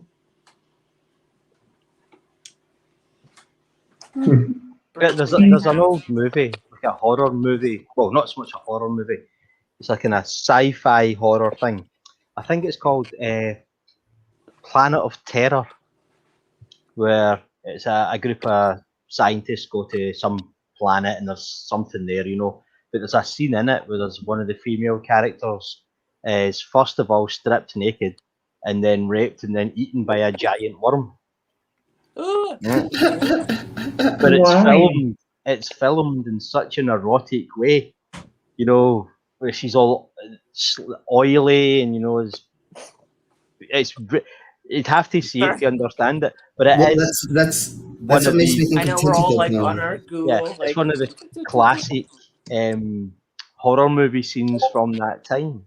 You know, Etty knows what I'm talking about because we watched it. When we she's got a fantastic body and all the rest of it. It's all very sexual. But she's been eaten and raped by a giant. I mean giant, like 50 feet long, giant monster thing. That's a lot of. That's a lot of some of the monster porn in Japan, right? You know, it's getting eaten by a huge monster, a sexy girl or sexy person getting eaten by a huge monster. And I mean, It's really weird.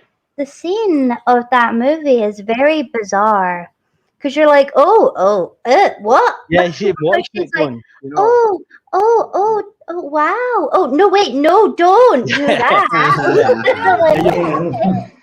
You're watching it going, wow, this is really, oh, wait a minute. Then you realise exactly what's happening on the screen in front of you. Very, very strange. What's the name of this movie? It's I'll find it. I've got it on my computer. It's called Put it in the side chat, the private chat. Put it in the private chat. So really quick, I wanted to talk about cupping. How many people have heard about this? I've heard of it, but it's like that Chinese thing. I thought it was like a massage thing. Yeah, totally. That's exactly what it is. So what you do is you'll put small, usually they're a glass or ceramic cup or jar over the body, and sometimes you will heat them up to cause a suction cup action to happen. Yeah. When I was younger, I had the person who taught me how to be a dominatrix or the industry.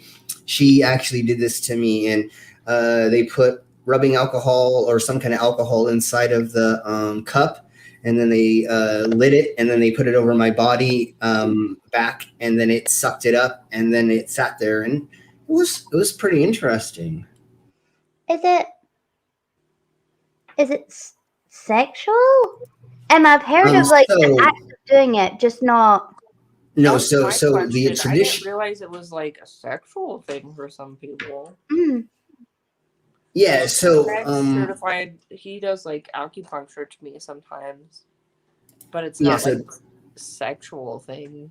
Totally. So traditionally, it's an Asian an Asian tradition to get the toxins out of the body, but it is turned into a fetish that people will do, and then it ties into fire play and or just BDSM or whatever, because they're using fire with it as well. It is traditional medicine, but it can be used as something else. All right, so what I would like somebody to do is tell me or give me a letter. 7. Letter. That's a number. Tuesday. A letter. S. Okay. I know I heard Tusk maybe say something, but I didn't hear enough. So we're going to go with S. I didn't say anything helpful. Okay, awesome. I wasn't sure, but I just wanted to let you know that it didn't help. Which that makes sense. So we're gonna go to S, and we're gonna look at what fetishes are in S. Is slim a fetish? Maybe. What? No, but it Maybe. begins with F. Oh, scat was always going to be there. For some people, Well, the slime fetish, I mean, that's one more, there's an E there, but it was close. Tentacles. We're not doing Tentacles. Hi, I'm Sierra. Let's talk about scat, because Sierra doesn't want to talk about that. So there's a slime fetish, not a slim one, but let's talk about this first. I got a slim fetish. Sideromophilia. Whether? A fetish for trains or engaging in sexual activity on a train. Yeah, there was a few cases every year in the UK of people being charged with public indecency. Like they were sitting on a train and you'll be tugging them off underneath the table. Yeah. You know, that sort of thing. It's relatively common. But like the object fetish, I saw this thing on Vice. It wasn't like I think it was more like the US centric, where like it was mostly women, which I feel like I need to do more research on that. That would like have like kind of like this, have relationships with roller coasters or cars or stuff like that. Yeah. But I'm just trying to read. So there's I've heard of a couple examples of that. So Tora. So this is sounding. So we were talking about this on TMI show 2 weeks ago, I believe, right? So once again, this is sticking. Maybe it was longer. I don't know. So sounding is the kink for inserting thin tubes, usually made of glass or metal, into the urethra. This is one of the most common forms of urethra play. Kinks often use medical sounds or similar tools for the play. It can be very dangerous. It could break off in there, or if it's not sanitized before, it can be hazardous. I remember. Oh yeah, it was like 3 weeks ago, but you talked about experience about that. Was it 2 weeks ago on your channel? I think I can't remember if Slim, you and I were talking about that, or we talked about it here. I think we talked about it here. Like doing fetish work. I had a couple clients that were into that, but it wasn't like not the vibration thing, not like that, but you had to be like super careful and you know, insert like a little something, like probably this size. Yeah, and you could do internal bruising very like, easy. You had like they didn't have me flick it or do anything weird. Like it was just that, like just, and then let them experience that, and then slowly, and that's it. Not anything like further. And that was like scary for me because like I didn't at the time I didn't have any experience with that, and I was like, oh my god, I'm hurting them. And remember, please don't try anything that you've never tried before or you've never looked up, because there could be permanent damage that you can do to each other by playing in non-safe ways. So I saw this. Said, like everything we're talking about, like proceed with caution and make sure it's consensual and that everybody's on the same page. Because that's what makes this stuff fun for the people that are into what they're into. And if not, now you're a criminal. Yeah. So there's a stigogylophilia, arousal of thoughts of hell and eternal damnation. I like that. I like that. So Stigmata. that didn't come out. Yeah, the stigmata thing, yes. And then I was told to talk about strap-ons, and I think we all know what the Strap-ons! Whee! All the Woohoo! girls are excited. Strap in, strap on. I want a sticker that says, I legit want to print a sticker. Strap in, strap on. That needs done. Copyright at. Yeah. Yeah. There's so many amazing ones out there. Stickers or strap-ons? Strap-ons. And stickers, Oh, I suppose. totally. Have you used the ones where it's like, Oh. well, when I was younger, the first couple ones I used, were in the situation of like a threesome, and Yeah. it's like you have like the strap-on part, and then there's a part that pleasures you too.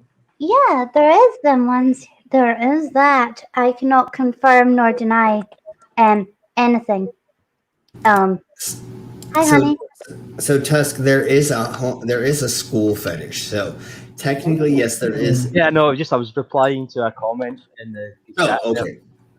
Yeah. It was we're on the same page. It sounds like reading. Yeah, who wants homework? Do my homework. Yeah, exactly. Yeah, exactly. Who wants to do homework? So let's watch this funny balloon video, and then we'll show fetish chateau video, and then we will probably end it there, unless anybody has anything else they want to bring up. I'm gonna maybe look away because I think we want to add the strap-ons. Or definitely, yeah, we'll talk about the strap-ons more. Yeah, because strap-ons make me laugh really hard. We'll do another fetish episode very soon. So here we go. When I say strap-ons, I mean farts. Going really well. Qualified. You're super cute. I think it's great. Just I want to make sure that you're very fast. Fast working. It's really really fast paced around here, and I want to make sure that you work well under pressure, and just can get stuff done really quickly. And as you see, there are balloons everywhere. We had an office party last night, and they left the balloons. We need to get this cleaned up. Okay. So you can go ahead and clean them up for me, and then just see how fast you can work. I have found that the fastest way to pop them and clean them up is to sit on them. I don't know. It's pretty fast, but you can just do it however you want. So let's see how you do that. Okay. This is a little interesting. Yeah, you can pop them with your sit on them. I'm into it. Okay. However you want to pop them. Oh no! Pop it. Yeah. No, you're good. Oh, that's great. Very nice. You got to get rid of all of them. Wow. Right, I'm no We need to get this expert, done but pretty surely fast, that's though. going up after a while. So I'm gonna help you. Okay. Yeah, You're doing yeah. great, though. Let's see. Why not just use the shaft of your chair? Oh, jeez. This is I mean, it's not really. Actually, pretty You know. fun. Have you ever seen porn that makes sense? No, but can you imagine? Can you imagine you show up that morning and say, "What's today's shoot?" Ah ha ha ha. What am I doing? Kind of straight porn today? Nope. Lesbian porn? Nope. Balloons. I don't want Yeah, to. I do like I like lesbian porn. I'll pull some clips that are safe for work. Lesbian wrestling. I don't know. I like it. Yes. So let's We go ahead. don't complain about lesbians or wrestling here. Yes. I'm not that into wrestling. Lesbians, obviously. No, it's specifically Lesbians throwing lesbian each other wrestling around. porn where the winner gets to fuck the loser. Yes. It's very specific. It's sort of like actually specific. it's actually sort of like flatworm porn, flatworm sex, because flatworms they fight each other with their penises, and the winner gets to penetrate the other one. Oh. Yes, So, that's yeah. what you're fighting for. It's like the gladiator days. Never mind. Anyways. So everybody say hello to NAN. Hi. Hey, Nana. Hi, NAN. Nana. So let's go ahead and watch this. And this is Fetish Chateau that is in Portland, Oregon, I believe is where this is. So this is a representation of what some fetish dungeons look like. There may be a predisposition to think that they're all in a basement that has bare walls and they look very drab, but this is actually what most fetish dungeons or chateaus look like. Well, and real quick, I'm glad you mentioned that because not every dungeon, like specifically if you have a specific relation to your partner or like a Yeah, I hate the stereotypical look of like an actual dungeon. like I don't like that. Yeah. I like this. Like, I'd rather get tied up with a phone cord than some fancy shit. But yeah, like some people like the sissy thing, the medical thing's hot. Just do you. And other people that like the same thing. You do them too. Yes.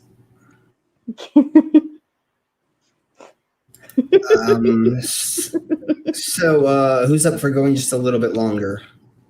Oh yeah. Okay. So there is a company, or I think they're brothers. They're making certain furniture. So let's check this out.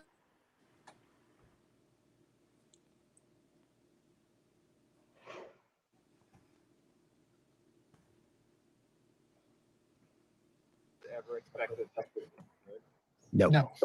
We did not expect I never expected it a million years. No. Hi, I'm Wes. I used to be a house painter. And I'm Richie. I used to be in marketing and advertising. And now we build erotic furniture. We cater towards all the BDSM community, but also the adult baby community. I'm married to my daddy. You know, they want to feel small. The fantasy. You know, they want to feel like they're small or whatever. Every day we go through orders and Okay, Southern Oregon, sorry. that week. Because it gets Portland, we Oregon, don't same have difference. A ton of shop space right now. So. And come on in. This is where the magic happens. Yes, this is our shop. Lust and Lore is a custom furniture company that is targeted specifically towards the BDSM community. Here's our. Well, I don't know. I couldn't imagine doing this with either of my brothers. Now, earlier on today, We I was also talking to some people about famous bands that had brothers in them, you know, or brother and sister, and how difficult it is to work with your sibling in a band. That's one thing, right? To make fetish furniture with your brother. Yeah. A whole Oh my goodness. I have 4 brothers. Can you imagine coming in and We're saying, all "Hey, different. buddy, We I've get got an along, but idea." we're different. Like I can't. I mean, I have a brother who I love dearly, and but I'll draw the line at this. Yeah, we get along, but like I wouldn't have a business with any of them. But I do. Beyond that, I am impressed. Like they don't seem like the kind of guys that would be into this stuff. Well, but that's the thing. whether they are or not, This is the thing. I was like talking that to they Etty about. appreciate whatever someone's into. Like when he was saying, it doesn't matter if we understand it or not. What matters is we feel the fantasy. Yeah. And I thought that was really cool. Like I was saying to Etty earlier on, when we were talking about tonight's show, I said a lot of people think, you know, like the fetish scene, it's all full of people that look like us, you know, pierced and tattooed. But the guy sitting next to you on the train, you know, and like his suit and all the rest of it, yes, for all you know, he's a secret agent and he's going to go home and get tied up and beaten and locked in a box all night because that's what gets them off. So I definitely do not look like a kinky person. You don't look at me and think that I'm like kinky stuff. Definitely not. That's the point I'm making, though, Michael. Yeah. Yeah. I agree with you. That's You don't have to look like one of us. I touched on this a few weeks ago. Like me and Slim, we don't look alike, but we know what goes on in each other's basements. Yeah. If I look like Tusk, that would just make Eddie confused. Yeah, if you look like Tusk, you've made a mistake somewhere in your life. That's because you end up with me, and that's not the best life. I am trying to look more feminine, so yeah, I would probably have been making some sort of mistake in that case. Yeah, absolutely made a mistake. I've got a few more times, but I'm like, my aesthetic is what it is, and just be yourself, no matter what that looks like. It's a little bit more Tusk does have the most beautiful feminine ankles. I do actually.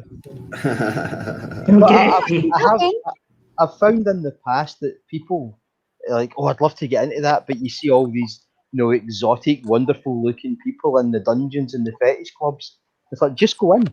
You don't have to look like that. You can just go in. No, You'll be welcome. Here in Denver, it seems to be like exotic, awesome-looking chicks. Well, it's kind of changing now. And like creepy dudes. Yeah, it's a lot of creepy dudes. Kind of like more our scene that's more kind of eclectic, I guess, is kind of outliers beyond that. Yeah. Like, no one's trying to creep on 18-year-old chicks. No one's an insecure nerd. We're just doing what we do. I mean, like, he's into pain. I like bondage, and I have a girlfriend, and I like pet play, but only if I can be a Demogorgon. So that's kind of a specific thing. Only if you can be a what? Demogorgon. All right, okay. I wasn't sure what you said. But you also haven't seen Stranger Things. No, but I get that. Well, it's from Dungeons and Dragons too, but that's another. Yeah, it's an old reference, or it's an old creature. You talked about another, but anyways, let's watch just a little bit more. The monster that the mouth is like. It's almost I can't compare it to that. But yeah, let's watch some. Our list: an adult crib, the adult high chair, and then there's the bondage bench, and then of course these two high chairs that are in house right now. I build, then Wes starts his process, which is basically staining or painting, you know, and then we do the packing stuff together. So I had no experience with the fetish community until we got here and started having conversations with people. And a lot of times we learn about stuff as it's brought before us. From my understanding, adult babies are people who like to be treated like infants, you know, taken care of, cleaned and fed, diapered, showered, bathed, all that kind of stuff. And we make specific equipment for them, such as giant adult-sized cribs, giant adult-sized chairs. And so we create furniture that actually fulfills the fantasy and the illusion. You know, I mean, just so you know, too, we're not in like this community or whatever. Of course he had to say. Learn from Of course he had to say that.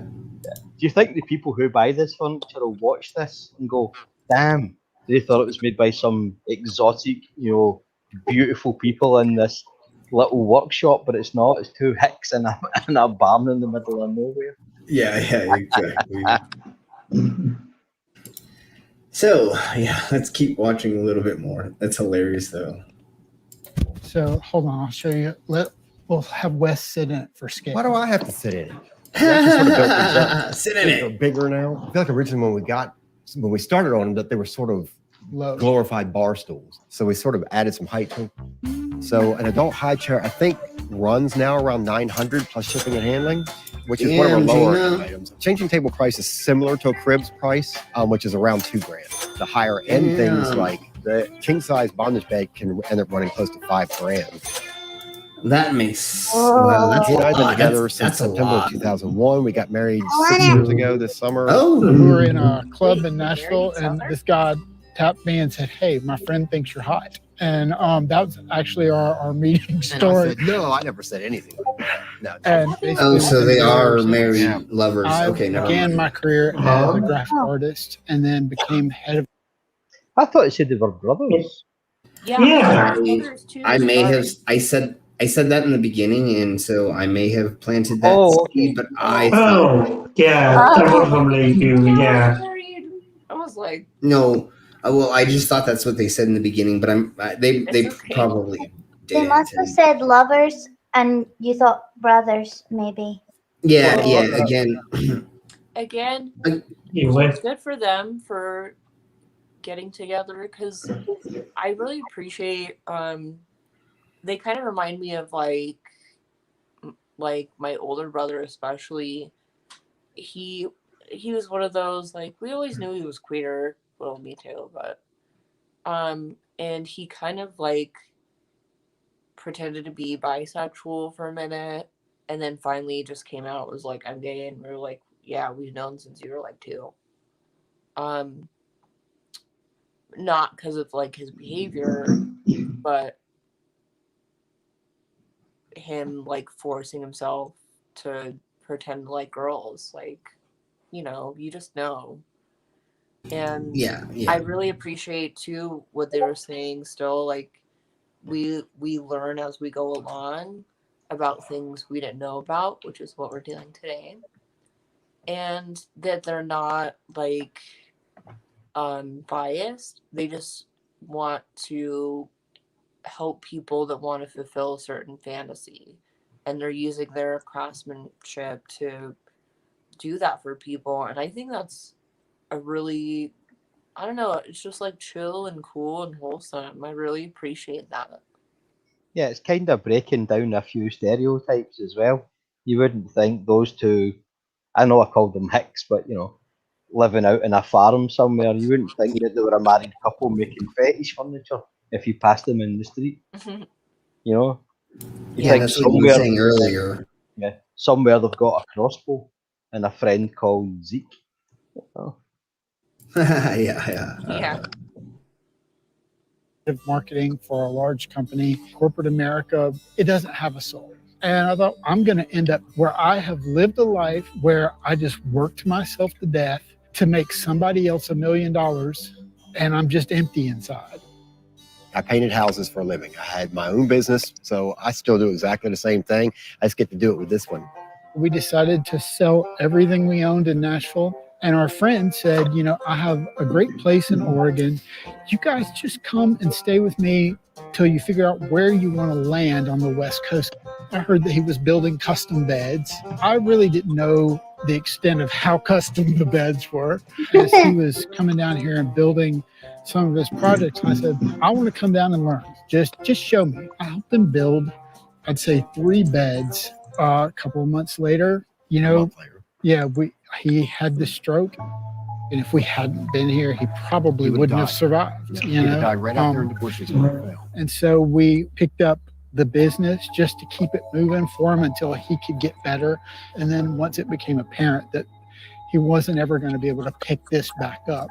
That's when we reached out to our other business partner who is related to him, and we all started talking about how we could keep this going.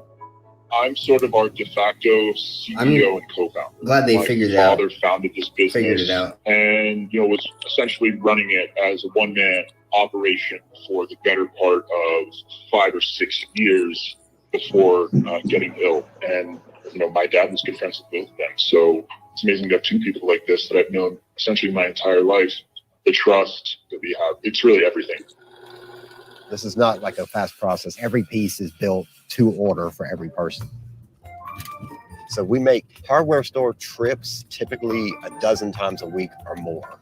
I was looking at like the cedar posts. Ooh, I think they've come down in price a little bit. Yeah, they have come down in price a little bit. If you buy all the materials for a bed, that by itself can top $500. Oh, I just mouthing how cute it was. They're going to the Home Depot together. Nice. That was cute. That was so cute. I need my emotional support cat. So that delved a little bit deeper into the furniture side of it. I wanted to talk more about St. Andrew's crosses and some of the other furniture that I used to build when I was younger, but I didn't find exactly what I wanted. So the next time we do this, I will find out videos that delve on the sex furniture that I used to help my best friend's mom. It seems like you focus more on the adult baby furniture, probably because, like I mentioned, sometimes normies can get a little confused online with BDSM anything. So I think that's probably why they did that. I need a haircut. So does anybody have anything else they want to speak about before we start wrapping this up? Yeah. We didn't mention what might have been a very fitting king for us, nips. Yeah, that's true. Yeah. We'll have to do that next time. Yeah. Yeah, we'll talk about it. Notes. I apologize. I didn't expect to be sick for as long as I was. So, say sorry. again, this was Yeah. another one like the trans stuff. We could go for days. Yeah, absolutely. So I like the free format of just exploring and letting the conversation go where organically it may go. But I was like, oh yeah, I want to talk about this. But girl, we got time. Also, the main thing I will also take from today is I'll be getting a swing soon. No, you won't. Oh, I was hoping he would not hear me right and agree. Yeah, that's not going to happen. Not even if I say please? Even if you, especially please. With sugar on top and a micro? I mean, do you know what? I speak about. You get a micro, just Tuscan get a micro, or both. Why not both? Well, don't tell Tusk. Etty, you know Tusk, I can close your speak ears. about 8 languages, right? So no in all of them. Ooh. 8, 60. So get you a yoga one, Yeah. but not a yoga one. Yeah, that's what I'm gonna do. Feel me? And just tell Tusk you're really getting into working out lately. Yeah. And just be like, oh no, Tusk, I'm somehow tangled up in it. Please, you must save me with your please penis. help me. I'll just go and get a pair of scissors. I'm so stuck. I might have to have you Like, fly out Slim can and we all Sierra stop you get ganging up on me and forcing me into some kind of bizarre role play furniture accident? Why not? Because remember what I said earlier? I wanted to see somebody properly fuck it up. That'll be me. We're just I'll sit in the chair and I'll bring the whole damn ceiling down on me. we're just all trying to get in better shape and help each other out as friends. I'm in perfectly good shape. For a potato. Okay, I want to show this before we end it, because this is one of my favorite sex furniture pieces. I didn't get to actually look very far into what he exactly says, but I just want to show him somebody being put on one of these.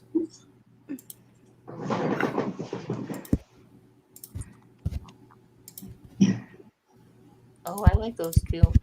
Yeah, it turns out if you're at a fetish night and you're watching the stage show and you get bored, you're We not do it supposed to talk painfully. to the model. It's just for No, yoga. no pain today.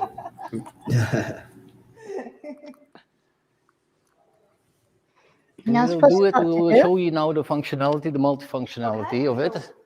Yeah, we can put it. We can put it a bit like this. Yeah. So he raised it up some so that. Yeah. Okay. Okay, he's tilting. I never Put on had a your feet fancy one like in there. that. Wow. Oh, Okay. that's new. Yeah. Okay. Damn. Oh, I want that's one a of new those. game. The way I want. Oh yeah, as I tight want as one I of want those. it. Oh geez, I want one of those. Yeah. Okay. If you're a smaller person. Oh, look at that or a support bigger and person, the you angle can and adjust oh it. my geez. Oh, It's yay! all very easy to Make it adjust, taller for me. and it's always stainless steel. That must cost And nothing. stainless If steel you're means you cold, can clean it a you can lot do it easier. Yeah, with a bit more comfort. Comfort sounds Yeah, you come down now. Okay, And there's easy. stirrups. Oh, Everyone's horny now. And we put on a can't cushion imagine a with brat family trying to leather. escape. Yes, this is the same leather as they use in a Lamborghini. What in the hell? Look at this. This thing is amazing. It's I would say oh my god, I try want one it so bad. if you So- like it. Yeah. It's the Lamborghini of St. Andrew's Cross. Yeah, no And I can shit. put this as strong as I want. Man, this is well never mind. Not today. I'm actually getting turned on right now. Me too. Me too. It's Yeah, I all really need to go do some yoga. and slow.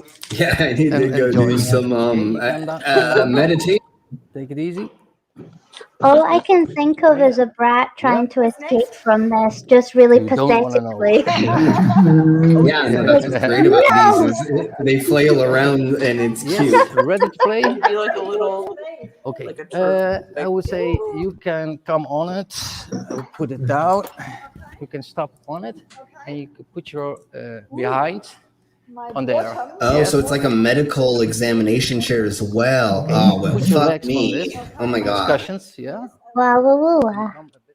You know, on RuPaul's Fuck Drag me, Race, I when could they say. do the death drop, Oh geez. Oh. if I had God. stretched this morning, I would do that right now.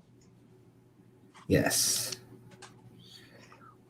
Um, I was going to try to find an example of the Whoa, what the fuck? Oh, never mind. Okay, that makes sense. A traditional cross. what? Yeah, that'll Give me a that'll feel like second. nothing after that. We Oh will my god, that literally was feel pretty nothing. hot. Oops. Now all my stuff's falling over. I'm getting too excited over here.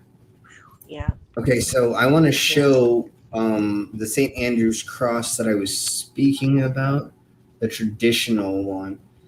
They have Jesus on one. Oh, it is St. Andrew's on one. Never mind. That's something different. Ooh, this one's kind of cool. Let me see if I can open this.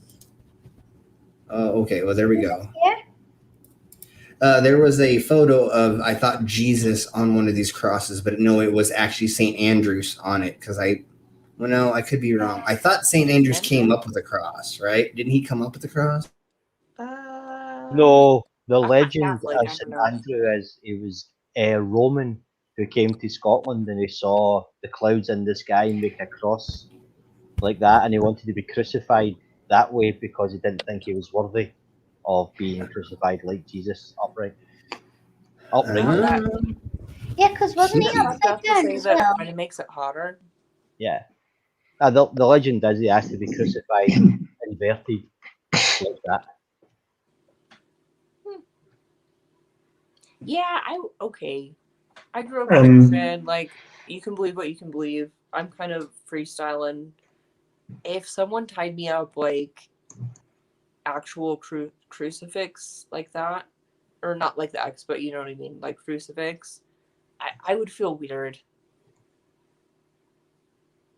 I don't think I could get off if someone tied me up like that. An X seems more or less neutral. So this I is mean, the more X what means you can have your leggies open. That also. this is what they should more look like. They should have a base on them, and that's what the other ones didn't look sturdy with.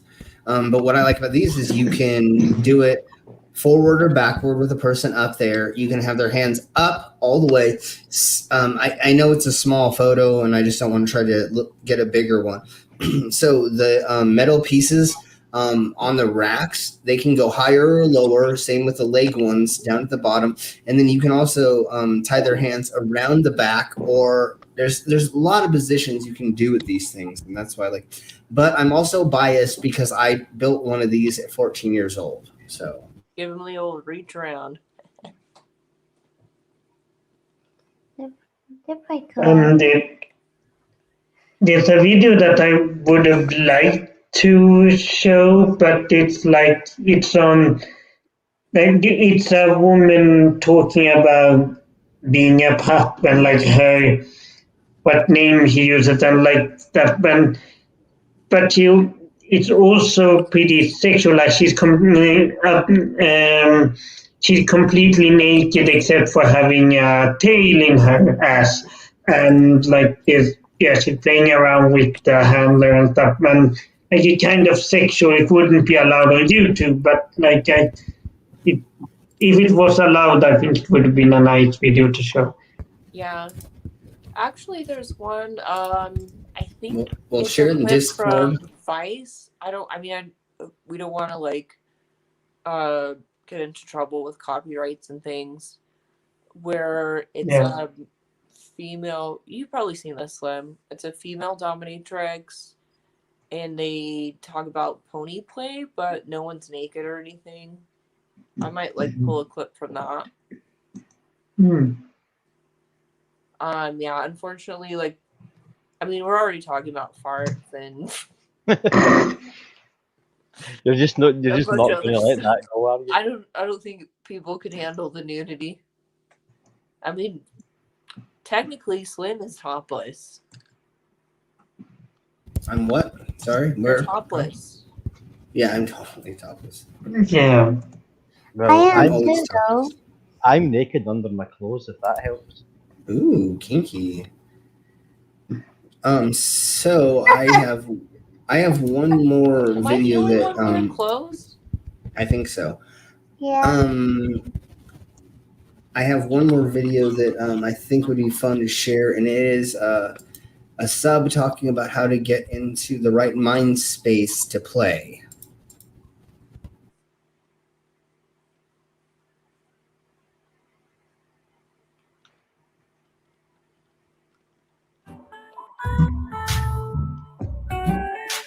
She talks about safety in a good way. Whenever we start a scene, or not just a scene, but the play space, we call that alternate universe.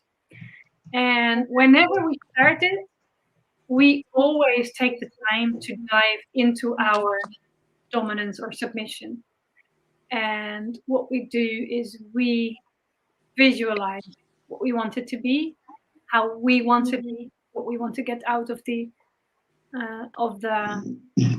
encounter, what we want to bring, and we pledge to each other. It's like wedding vows almost. It's submissive vows. I call it a submissive pledge.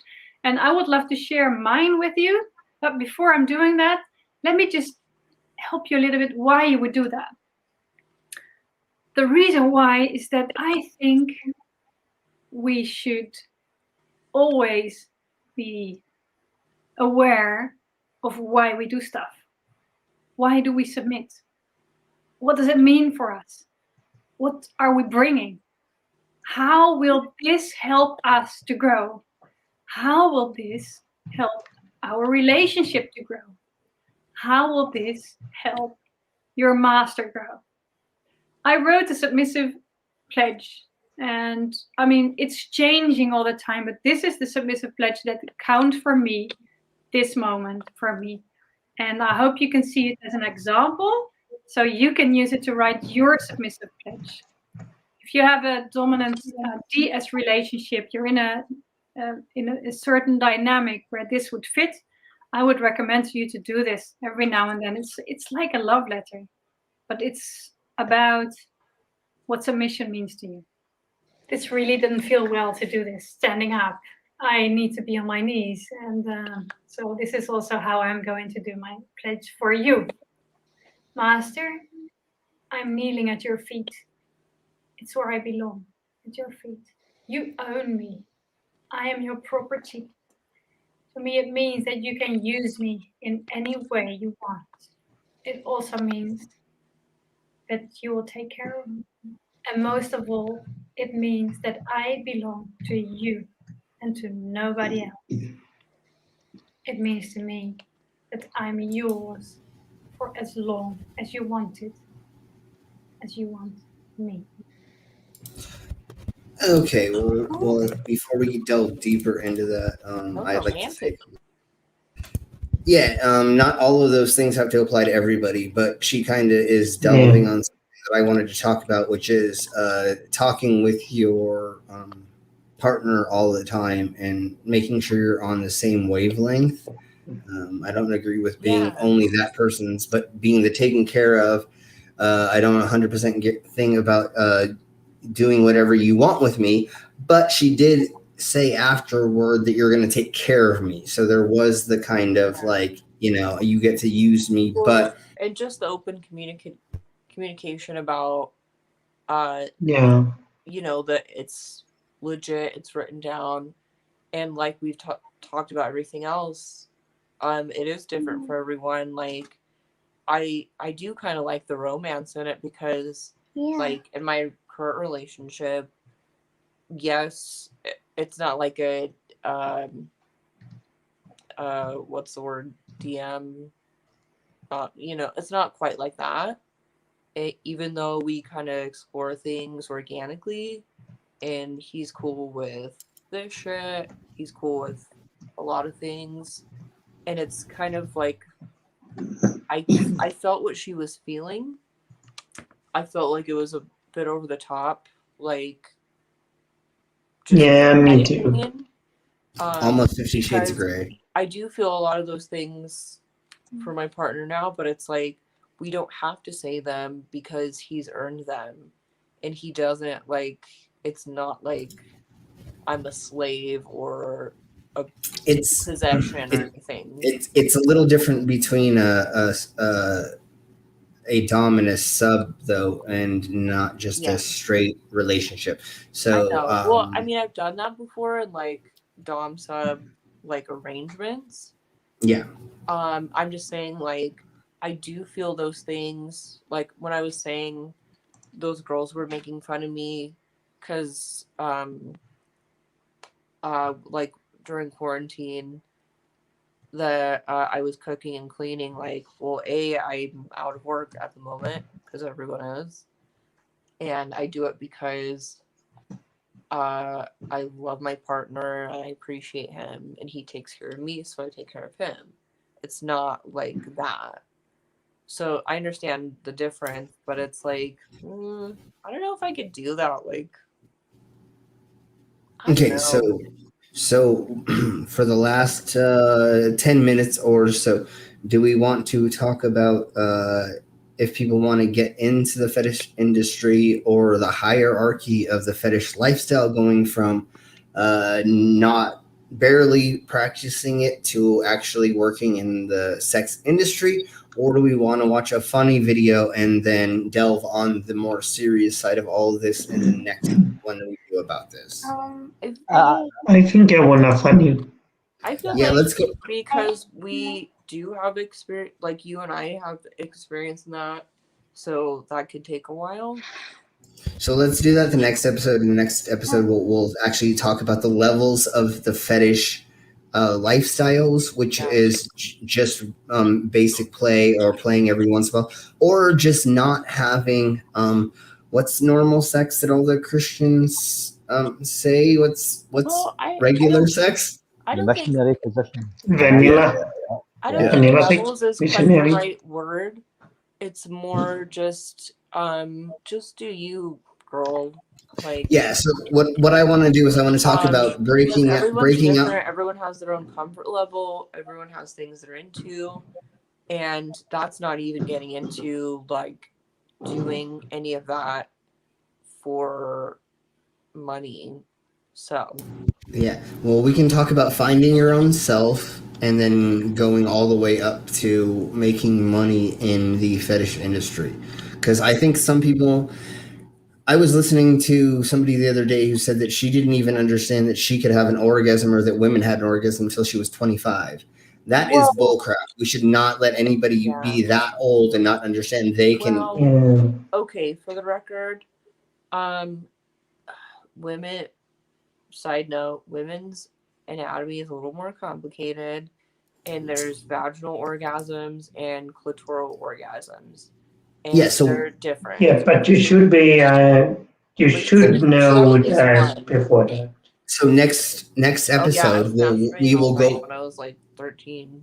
Yeah, so next episode we'll go over stuff like that and talk about the more technical side. But of I it. agree, that's sad. I'm way too out of it for this episode for me to actually talk about serious stuff.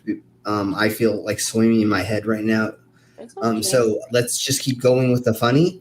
And next episode, or the next time we talk about fetish, we will actually talk about the hierarchy or the levels of fetishism and how you can get into it, how you can safely learn how to play, how you can get how you can talk with your partner about getting into play, because that's another thing that we need to talk about. I don't think you should use the word hierarchy. I would put it more like your personal level of depth. Yeah, sure.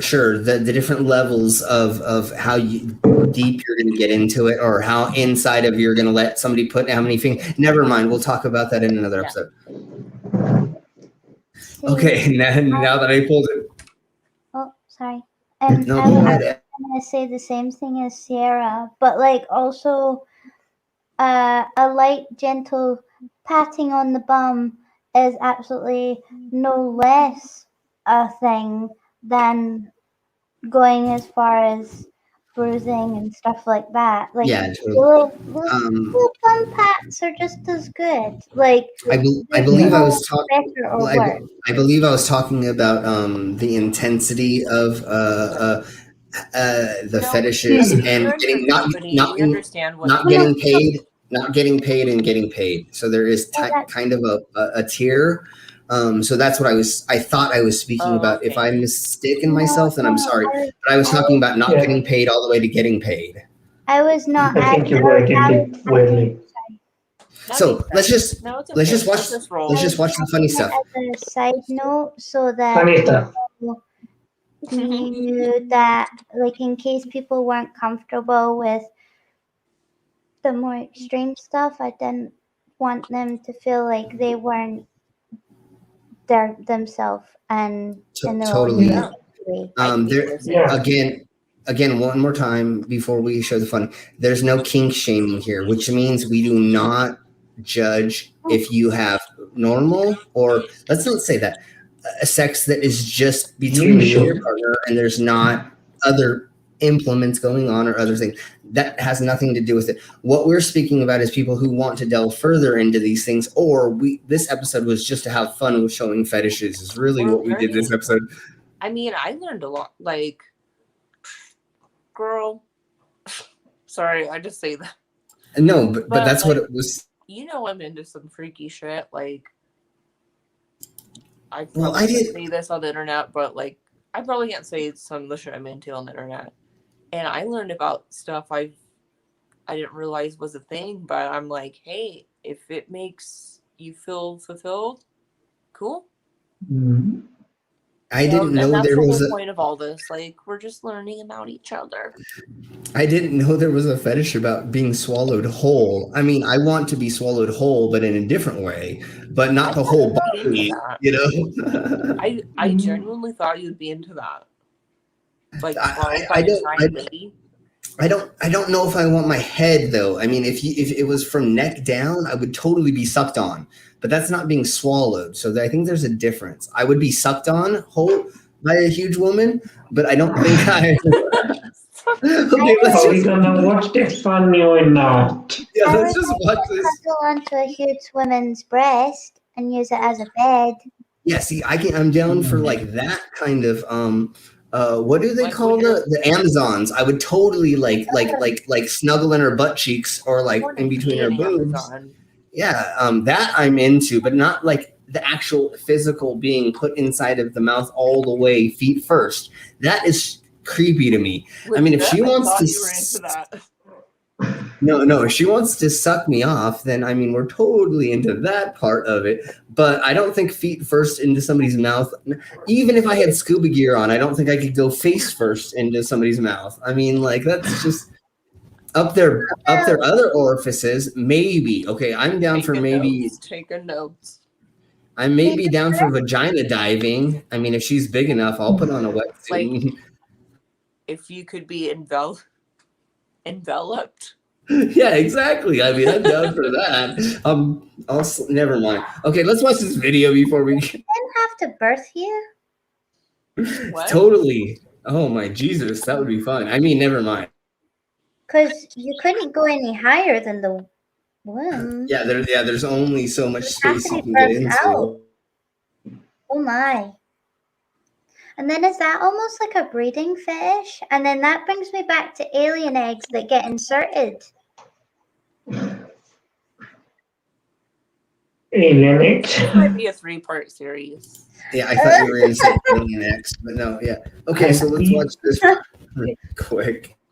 I think we can make this into 100 To parts. bondage and other inanimate objects like leather, people have all sorts of interesting sexual desires and fetishes. But is being aroused by non-living objects or non-genital body parts normal? Within the brain, what you find sexy is a combination of cognitive, emotional, and physical processes. Of course, the private aspect of sexual behavior has made studying fetishes challenging. To get around this, one study used online Yahoo groups to estimate the relative frequency of atypical sexual preferences. Looking at 5,000 online users, researchers discovered that the greatest number of fetishes were not just of body parts, Okay, ladies and gentlemen, never use Yahoo anything for anything. Never mind. but of objects associated with body parts like shoes or headphones. Popular groups included bodily fluids and body size, but the most popular group was by far the feet and toes. This is because there's actually a neurological basis for foot fetishes.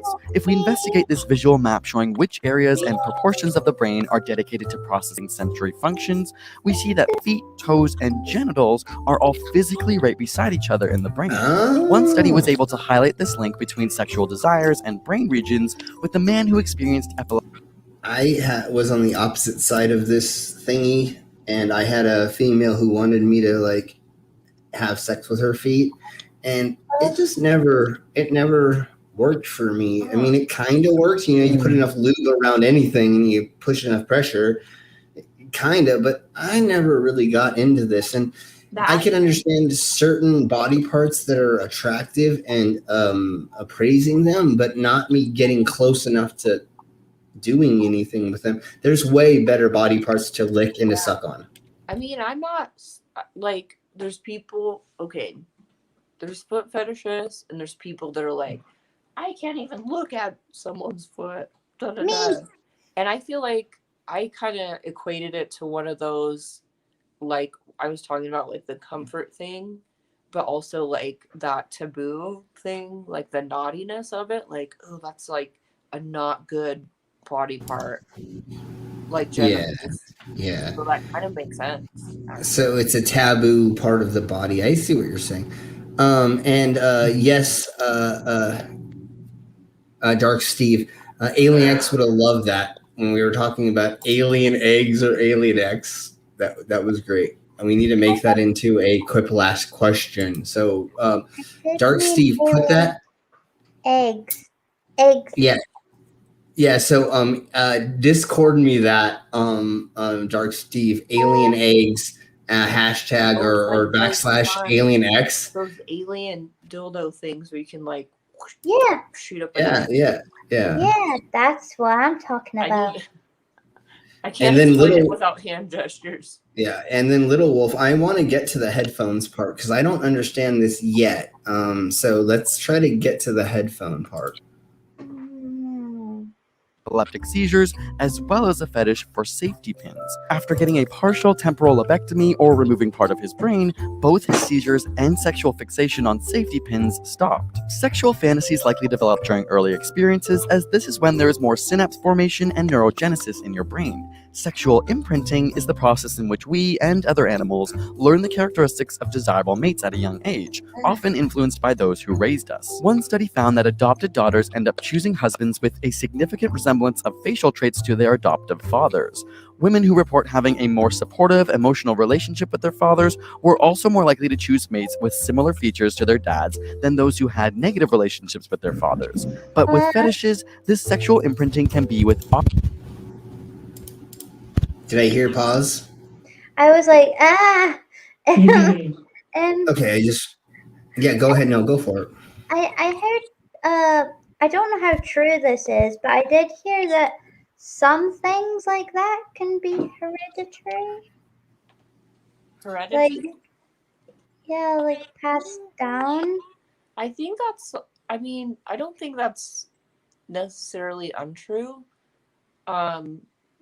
Like people make fun, like the whole daddy issue, and like Freudian thing, but I think that's true. Like, but it's just like I'm glad they prefaced it with the imprinting thing. Like, yes, your sexuality is your sexuality, but certain things, imprinting can play a big part either way.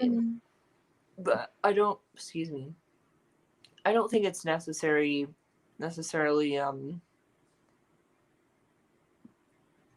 like something you're born with. I think it's one of those, it's a bit of both. The more research that I've done, and then I've done sexual couples counseling for fetishes, and the more we delved into it, it seems to be something that happens during the first year of puberty, that they find a fixation on something that turns into a fetish later on, some way, shape, or form. Not always, but we found it was more likely like yeah, like it could go either that happens, yeah, that's a thing, but it's not 100% the case. I believe. Like, it's one of those, it could go either way. Yeah. Okay, let's...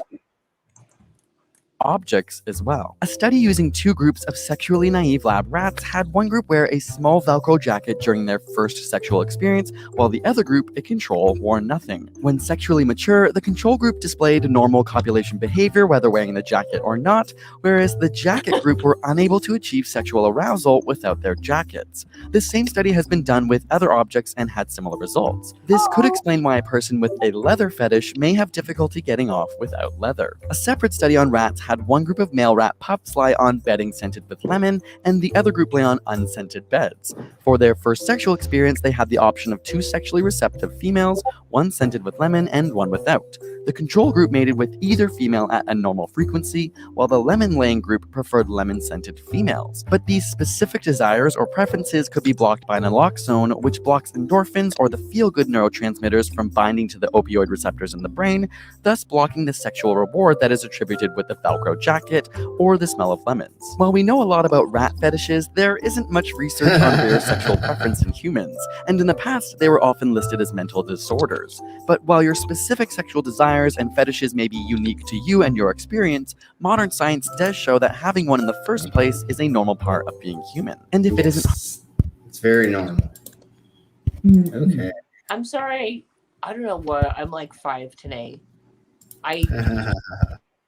That was super valid, but I got really distracted when they showed the illustration of the rats doing it with the jackets. Sorry. Okay, well, I think it's about that time. All valid.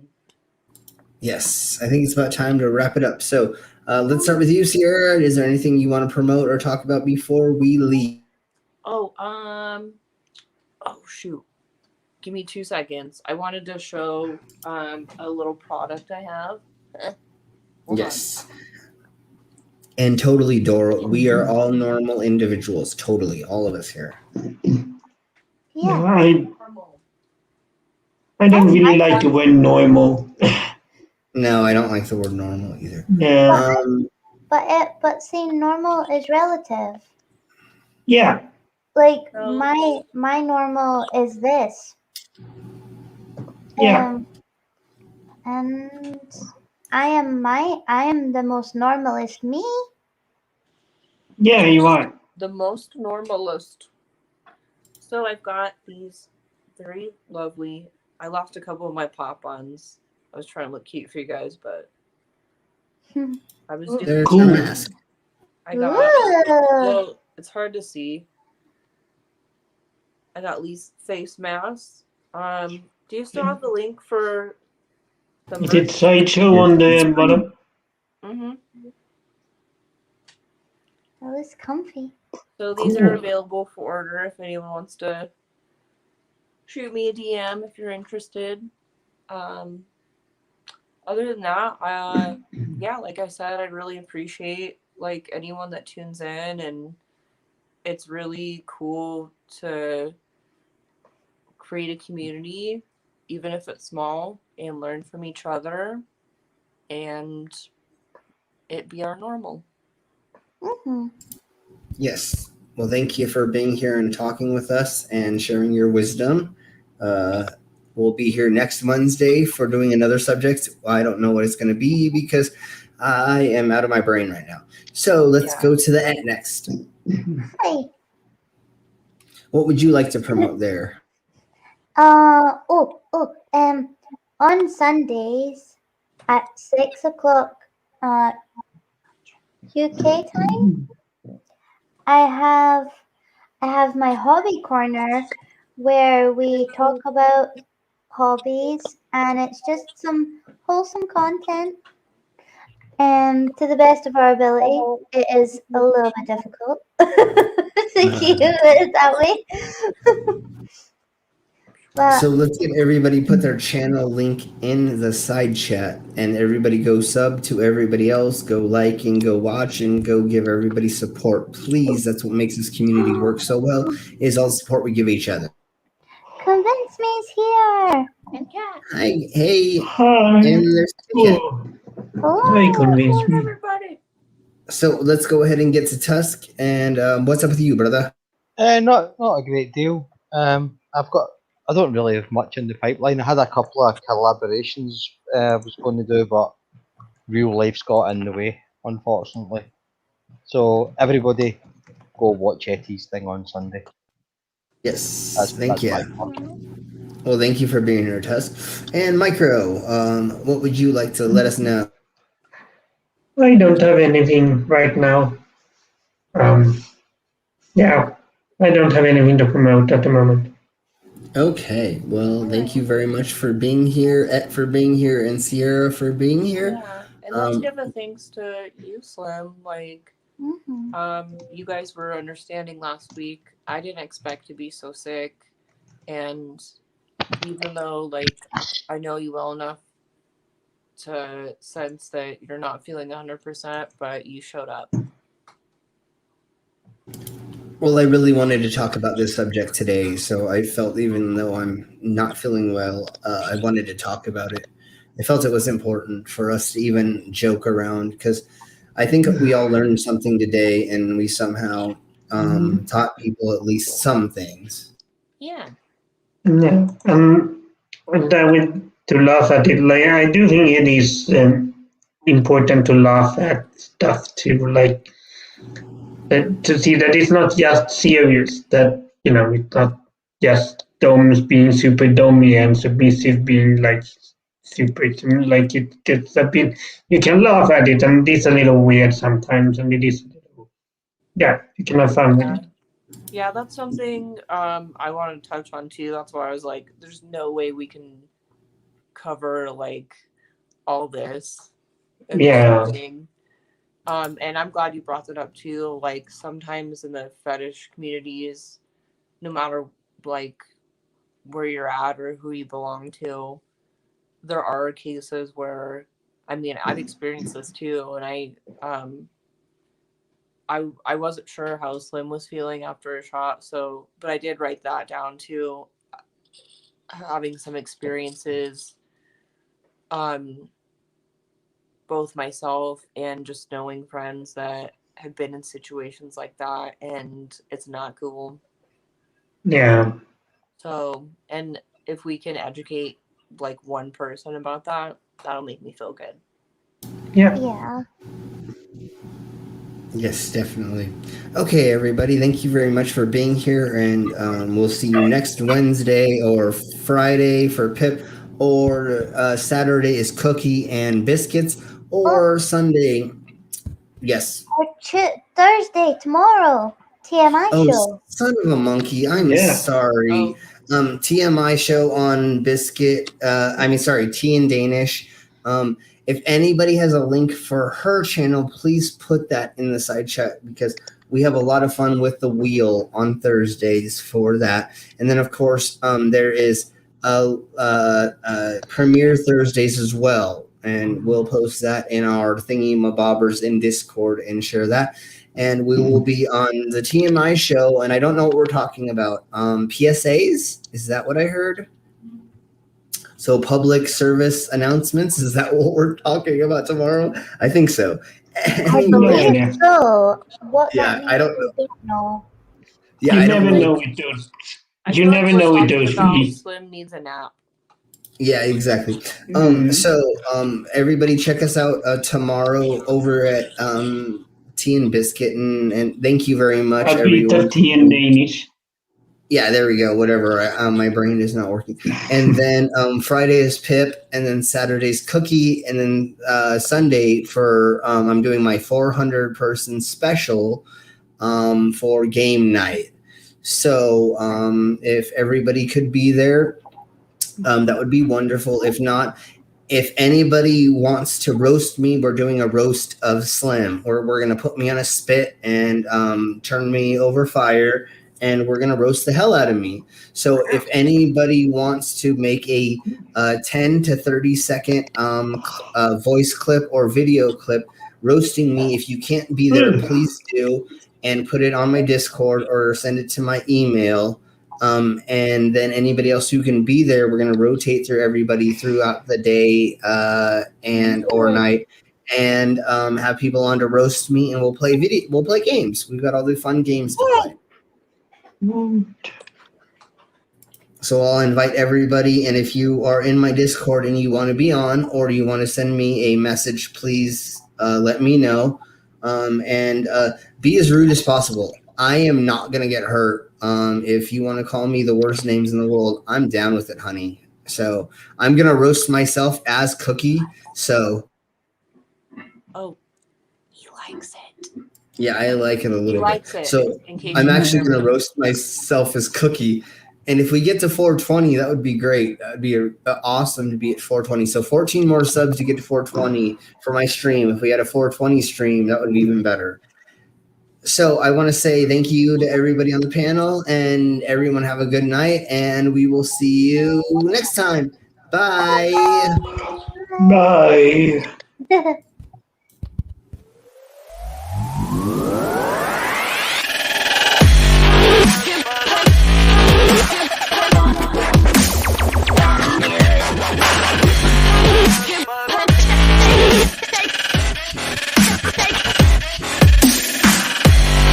Skip